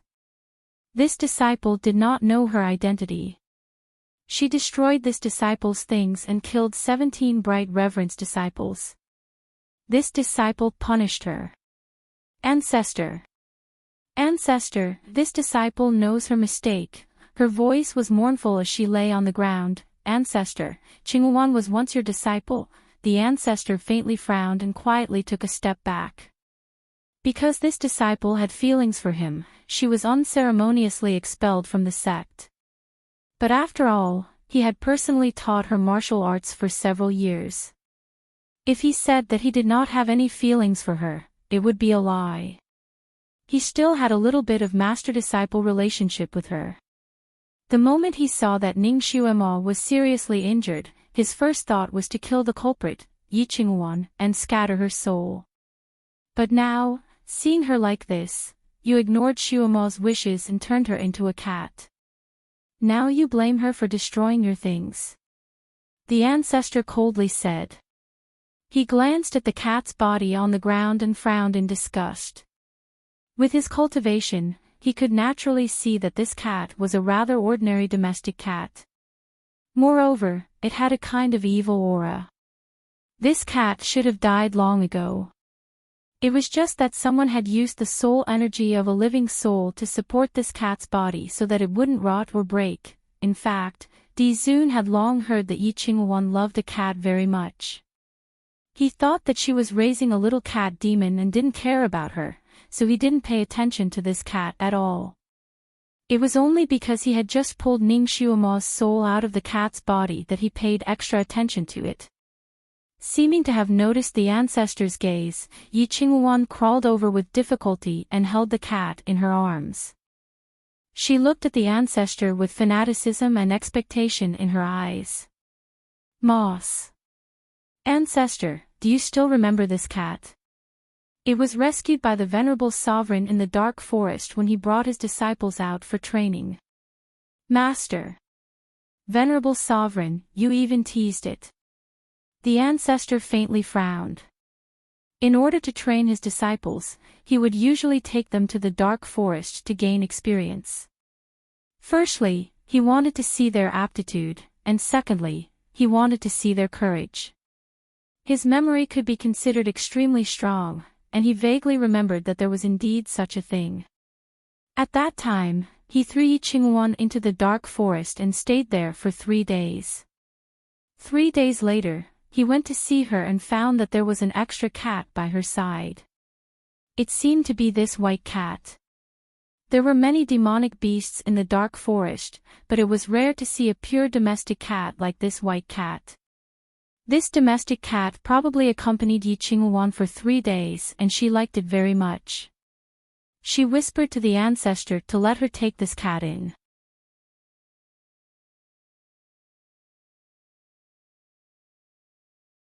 Chapter 688. At that time, although the ancestor felt that his disciple raising a cat was a little too frivolous, considering that she was a girl and the cat was indeed well-behaved, he agreed. He also threw the wild rabbit leg that Yi Qinghuan gave him as a filial piety to the cat. Of course, the ancestor didn't take this little episode to heart. If it weren't for his super powerful memory, even if Yi Qinghuan mentioned it, he might not have remembered it. It was just an ordinary and good-looking house cat. The lifespan of a cat was only about 10 years. How did she make it live for hundreds of years? He remembered the spirit trapping technique that was used on the cat. It seemed that Ning Xuema wasn't the first victim. There should be other living souls for her to use. This spirit trapping technique was a forbidden technique. Although he also knew it, he had never used it nor taught it to his disciple. Where did Yi Qinghuan learn it? How many innocent creatures had she harmed? The ancestor thought of the rumors about Yi Qinghuan in Jianghu. His eyes darkened and he casually swept his gaze around the hole. His gaze fell on the big cauldron. The boiling oil in the cauldron was still boiling, bringing with it a burning heat. Soul refining cauldron. It was a magic tool used to refine souls. Only the prison wardens of the underworld could have it. It was used to deal with those evil spirits who had done all kinds of evil in their lives. His gaze fell on the sharp dingban and the bright guillotine, and his pupils constricted slightly. These two things were also owned by the prison wardens of the 18th layer of hell. The nail was used to nail people's souls. Each nail was enough to nail a restrained soul. As for the guillotine, it would let the tortured soul taste the torture of being cut in half at the waist from time to time. The pain would tear the soul apart and slowly disperse the soul. Each of the things here was used to refine souls. They should be used to deal with those evil spirits who had committed heinous crimes, didn't repent, and couldn't be redeemed even if they died 100 times. Even the king of hell would be frightened if he saw these things. But now, they had appeared here so openly. They appeared in the main hall of the Bright Reverend School, which considered itself an orthodox school. Each of these things was a rare magic tool. It was impossible to collect them in a short time. Furthermore, Yi Qinghuan didn't send them here just to deal with Ning Xuemo. They had been here for a long time. Yi Qinghuan was his former female disciple, a disciple who practiced orthodox Taoist techniques, a disciple who once said in front of him that it was her duty to rid the world of evil and bring peace to the people. But now, such an evil thing had appeared in her palace. Di Zun's eyes finally fell on Yi Qinghuan again. His eyes were cold, without any warmth, as if it was the first time he had seen her. Yi Qinghuan's heart tightened under his gaze and her body shrank back. At the same time, her mind, which had been in chaos since the appearance of the venerable sovereign, finally cleared up. Her gaze swept over the magic tools in her hall, and her face instantly turned pale. She struggled on the ground and subconsciously wanted to put away those things, but how could she do it? Yi Qinghuan, I was wrong about you in the end. The ancestor spoke slowly, a cold glint flashing in his extremely black eyes. He thought that because she had some thoughts that she shouldn't have, her temper was a bit stubborn and her actions were a bit paranoid. Yi Qinghuan didn't like to explain, so it was inevitable that people would misunderstand her. There were also many people who criticized her secretly. Her actions shouldn't be too excessive. But he didn't expect.